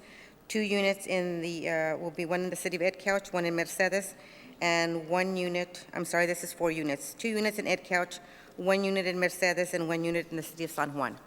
Move for approval. Second. Those in favor, say aye. Aye. Aye, motion carries. Item D is requesting exemption from competitive bidding requirements under Texas Local Government Code 262.024. So move. Second. Those in favor, say aye. Aye. Aye, motion carries. Item 2 is a presentation of the scoring grid for the purposes of ranking for 3 geotechnical and construction material testing services. This is also related to a Precinct 1 street improvement project. The 3 firms evaluated were Robert Kistner with a grade of 91, MEG Engineers with a grade of 89.33, and Terracon with a grade of 88.67. Move for approval. Second. Those in favor, say aye. Aye. Aye, motion carries. Authority to negotiate a geotechnical and construction material testing service project for Precinct 1. So move. Second. Those in favor, say aye. Aye. Aye, motion carries. Item E is a request on behalf of the City of Westaco requesting consideration and action to award and enter into a construction contract with Science Brothers Construction LLC for the installation of a 12-inch recycle line at the water treatment plant. This total amount of the contract is $432,705. Move for approval? Second. Those in favor, say aye. Aye. Aye, motion carries. Okay, item F is on behalf of Precinct 3 requesting approval of the best and final negotiated contract for surveying services with CVQ Land Surveyors in the amount of $21,600 utilizing the General Land Office funds for drainage improvements. So move. Second. Those in favor, say aye. Aye. Aye, motion carries. G is requesting the exemption from competitive bidding requirements under Texas Local Government Code 262.0224. Move for approval? Second. Those in favor, say aye. Aye. Aye, motion carries. Presentation of the scoring grid for the purposes of ranking for professional engineering services for the city of Alamo. The 3 firms evaluated were Quintanilla Headley and Associates with a 97.67, R. Gutierrez Engineers for 93%, and R.E. Garcia with 88.67. Move for approval? Second. Those in favor, say aye. Aye. Aye, motion carries. Our final item is the authority to negotiate a professional engineering contract. So move. Second. Those in favor, say aye. Aye. Aye, motion carries. Thank you. Thank you, ma'am. Our Elections Office. Good morning, Judge Commissioners. Amanda Valdez from the Elections Office. 10A is approval of full contract for election services between Hidalgo County and the City of Westaco for their election to be held on November 5th, 2013. Move for approval? Second. Those in favor, say aye. Aye. Aye, motion carries. 10B, approval of full contract for election services between Hidalgo County and South Texas College for their bond election to be held on November 5th, 2013. Move for approval? Second. Those in favor, say aye. Aye. Aye, motion carries. I'd like to remind the court and the residents of Hidalgo County that today is Election Day. There are 38 poll locations throughout the county, open from 7 to 7 for voting on the Texas Constitutional Amendment election and 6 other local elections. The county's running elections for STC, Mercedes ISD, and the cities of McAllen, Palmview, San Juan, and Westaco. You can find the information about those elections on our website or by calling 956-318-2570. I do want to note that there are 2 elections being conducted that the Elections Department and the county have no authority over. That's the City of Edcouch and the City of Alamo. If anybody has any questions on those elections, they would have to contact those cities directly. In regards to voter ID during the election, well, during early voting, out of 12,000 plus votes that were cast, there were no provisionals cast due to a voter not having an ID on them in order to vote. The canvassing of the election, I believe, will be posted for November 18th at 5:30. We're looking into doing it at our training facility, which is at behind the old Robert Chevrolet building. Once we make sure that there is a quorum, we will post the agenda on the website for Are everybody. we as well. running the elections in Westaco and McAllen and? Westaco, McAllen, STC, Palmview, San Juan, yes. There's 6 All that of we the are. ones that are going on then? Well, no. Ed Couch and Alamo have elections going on right now, and And they're running them? they are running their own election, correct. All the other ones we are running, but Ed Couch and Alamo are running their own election. Thank you. Thank you. Precinct 3, Mr. Varela. Good morning, Judge, Commissioners. Morning, sir. We have an interlocal agreement here, Judge, and I'm going to let Sergio, he's been working on it with legal. Morning, Judge, Commissioners. We're requesting authorization for the county to execute the interlocal cooperation agreement between the City of McAllen, the City of Palmhurst, and the City of Alton, and the County of Hidalgo for improvements to the Sherry Road from FM 1924 to State Highway 107. Move for approval. Second.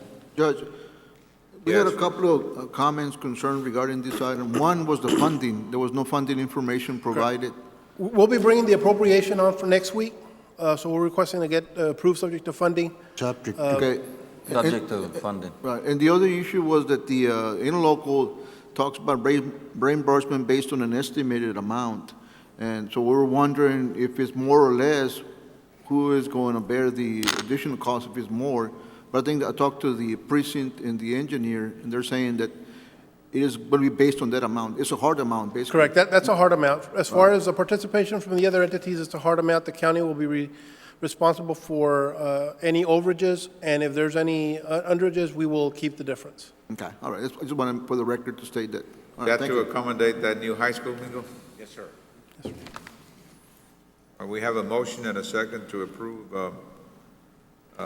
Those in favor indicate by saying aye. Aye.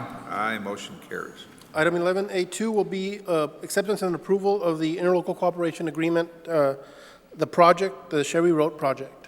Move for We can have approval. approval of that. Second. Need a second? Second.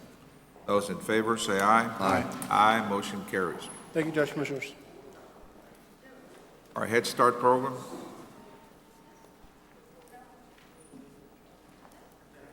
Anyone here from Head Start?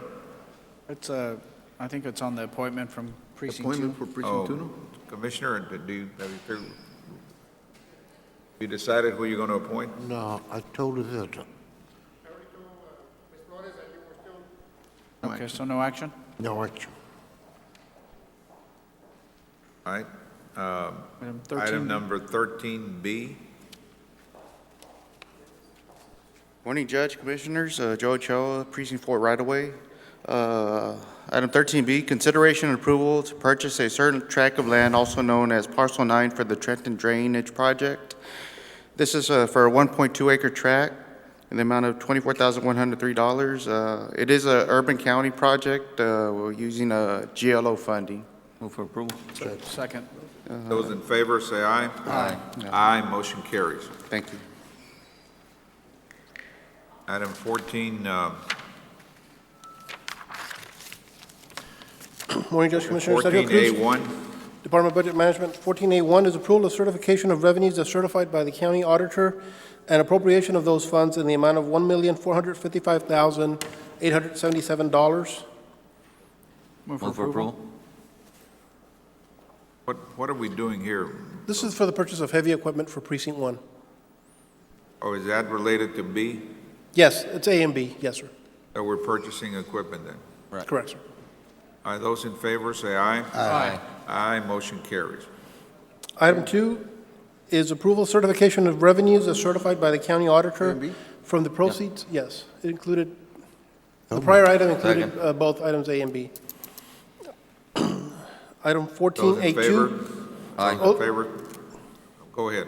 14A2 is approved certification as revenue as certified by the county auditor from proceeds of the Raymondville Drainage Project sale and the sale of the Dickerson Aguilar Pond proceeds to the Hidalgo County Drainage District Number 1. We didn't do B. If we can have approval of certification of We revenues. didn't take any action on B.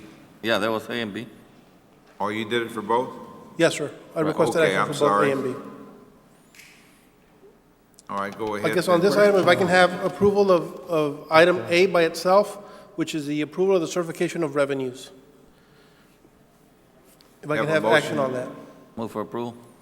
Second. Those in favor say aye. Aye. Aye, motion carries. If I can now have action on item 2B, C, D, and E, which are some road projects. The appropriation of funds in the amount of $139,595.61 for the Tex-Mex Road Project. Appropriation of $81,415.35 for the Trenton Road Project. Appropriation of $81,414.83 for the Wisconsin Road Project. An appropriation of $209,425.29 for the Curry Road Project. If I can have approval What of the about F? appropriation for those roads. What about F? F was also... F también. F, I'll ask for a separate one. Okay. Yes. Move for approval. Check. Those in favor say aye. Aye. Aye, motion carries.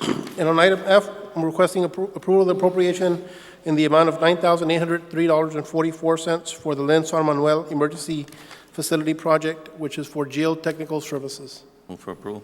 Check. Those in favor say aye. Aye. Aye, motion carries. Thank you, Judge Commissioners. All right, let's go back to purchasing. Yes. Good morning again. Moving on to item 15.2, as Mr. Looney made the presentation for 15A.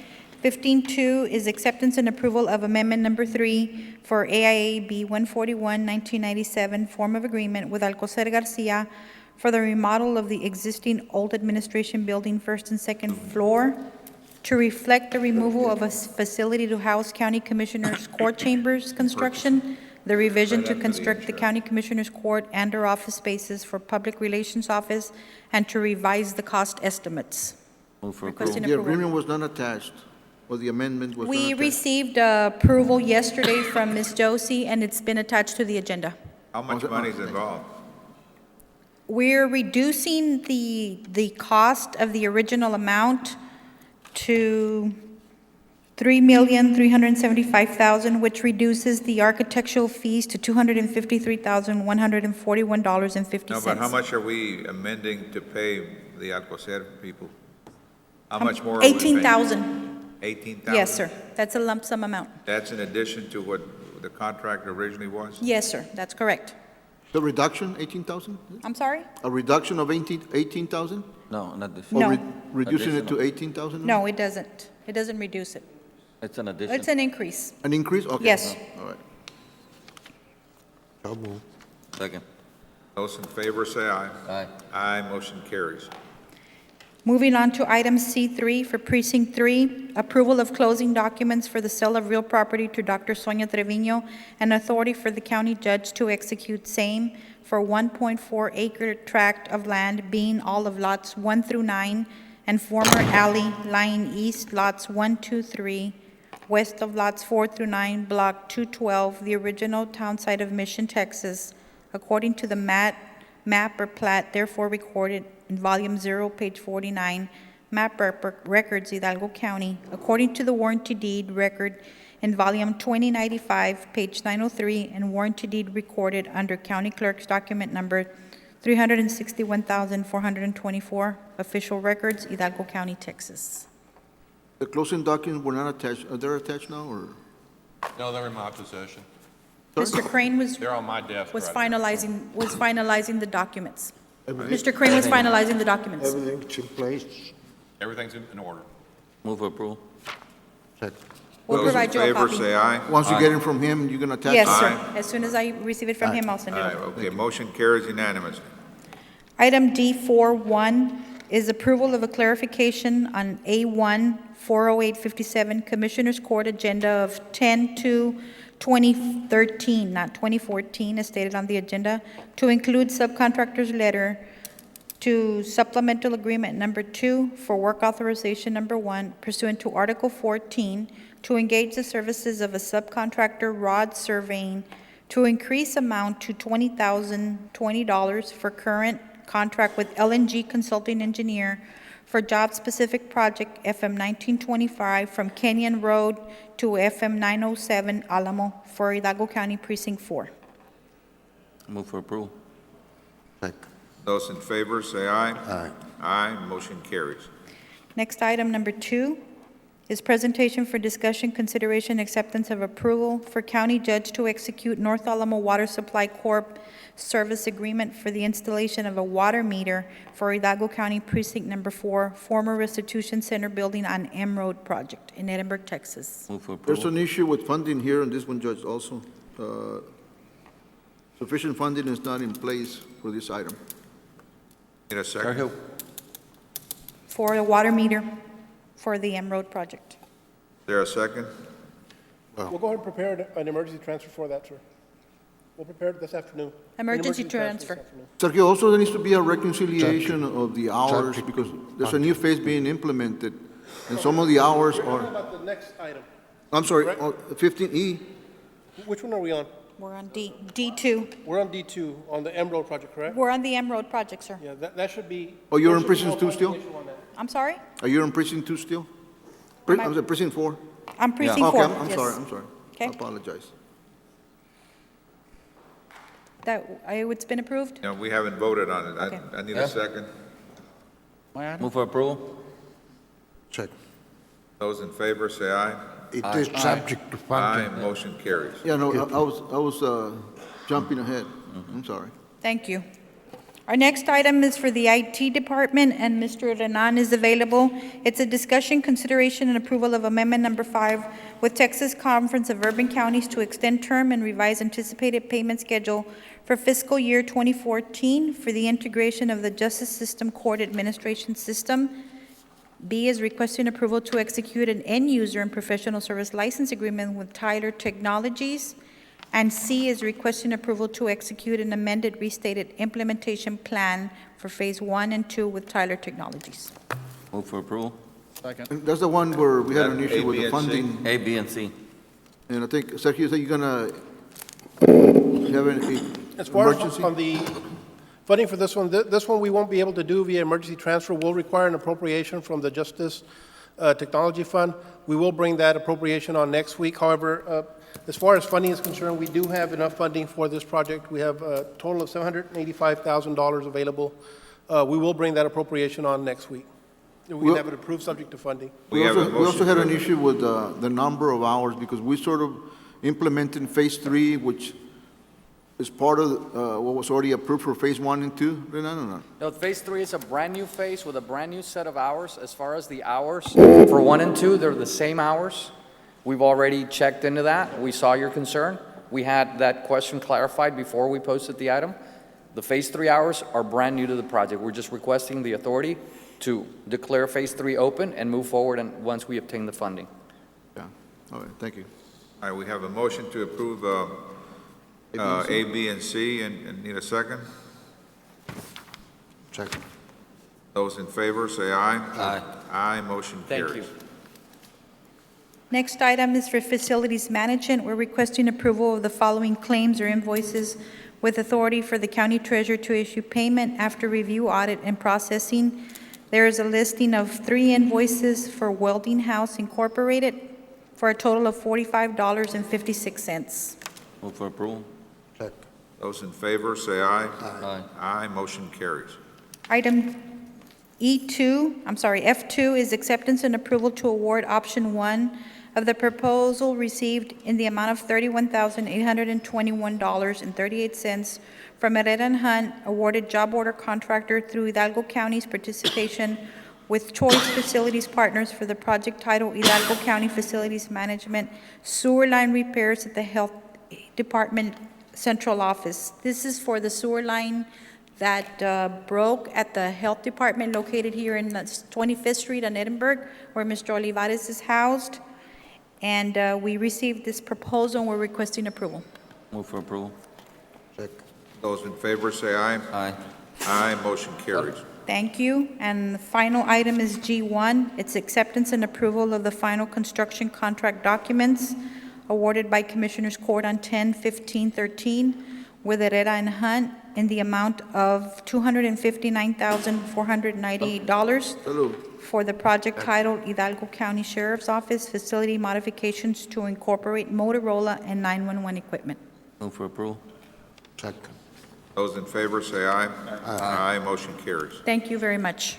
Need a motion to proceed to executive session pursuant to 551-071 and 072. Those in favor say aye. Aye. Aye, motion carries.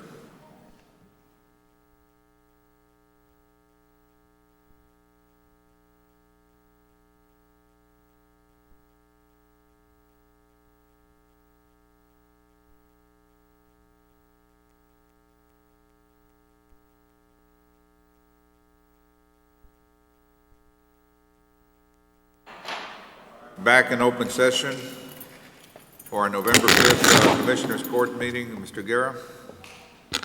Thank you, Judge, Commissioners. Under open session, which is item 17A, real estate acquisition appropriation of same, there's no action to be taken. Item B, pending and/or potential litigation, no action at this time as well. Item C, economic development negotiations, project domain, will proceed as directed. Item D, Dyer versus Hidalgo County and TxDOT, there's no action at this time. Item E, Lydia Flores versus Hidalgo County, David Esquivel and Sylvia Esquivel, just proceed as directed, so there's no action at this time. Item F, Iris Judith Serna, Rogelio Castillo Saldana versus County of Hidalgo. Judge, Commissioners, I am asking for the court to consider to tender the balance of our self-insured retention in this particular matter. In this case, our self-insured retention is a maximum of $50,000. We will, we're going to go back and look at the numbers, and I believe that at this time we have somewhere around $35,000 left of the SIR. So I'd like the court to consider tendering that number or thereabouts. The action I am going to ask is just to tender the balance of the self-insured retention on this particular matter. And the SIR of $50,000, that is a vehicle policy. This is under our vehicle policy. You need action? Yes, sir. Yes. So moved. Second. Those in favor say aye. Aye. Aye, motion carries. Item G, C number 13-10-16461, CV State of Texas versus Elizabeth Moya. Judge, Commissioners, just for the record, I'd like to disclose that this matter will be assigned and be handled by Ms. Josephine Ramirez's office at the District Attorney's office. Item H, subrogation claim against Juan Jose Prado and Erasmo Luna. Just proceed as directed. Item I, notice of claim Karina A. Bocanegra. There is no action at this time. In item J, claim of Karina Peña. Judge, Commissioners, I'd like settlement authority to make an offer in the amount of $800. Approval. Check. Those in favor say aye. Aye. Aye, motion carries. Judge, Commissioners, I do believe that 6C. Bobby, we'd like to go back to our last action item. Item 6C, discussion, consideration, and action to amend the Hidalgo County Tax Increment Reinvestment Zone, TERS, our TERS policy. Bobby? Yeah, Judge, Commissioners, the policy as it exists right now is for up to 50%, up to 20 years of the M&O tax rate. We've worked with legal, and they have the document there, and essentially allows, in special circumstances, to exceed 50%, up to 100% of the M&O tax rate, and up to 30 years. If the specific project determined by the TERS Review Committee, which would be the particular precinct that it exists in, a person from there, a person from the Budget Office, and a person from the Economic Development Office of the County Judge, were to recommend to the County Commissioners that it has to do with the development of sports and or entertainment facilities, and that the project includes development or redevelopment of public works facilities or buildings. When we find that both criteria meet that, then we can do it in those circumstances. Is this amendment attached to the agenda, or are you going to provide it later on? Yes, your office has it. All right, okay. Thank you. Move for approval. Second. Those in favor say aye. Aye. Aye, motion carries. Thank you. There is no Thank further action, Judge, Need Commissioners. a motion to adjourn. Move for So approval. moved. Those in favor say aye. Aye, motion carries. Thank you, Jim. Thank you.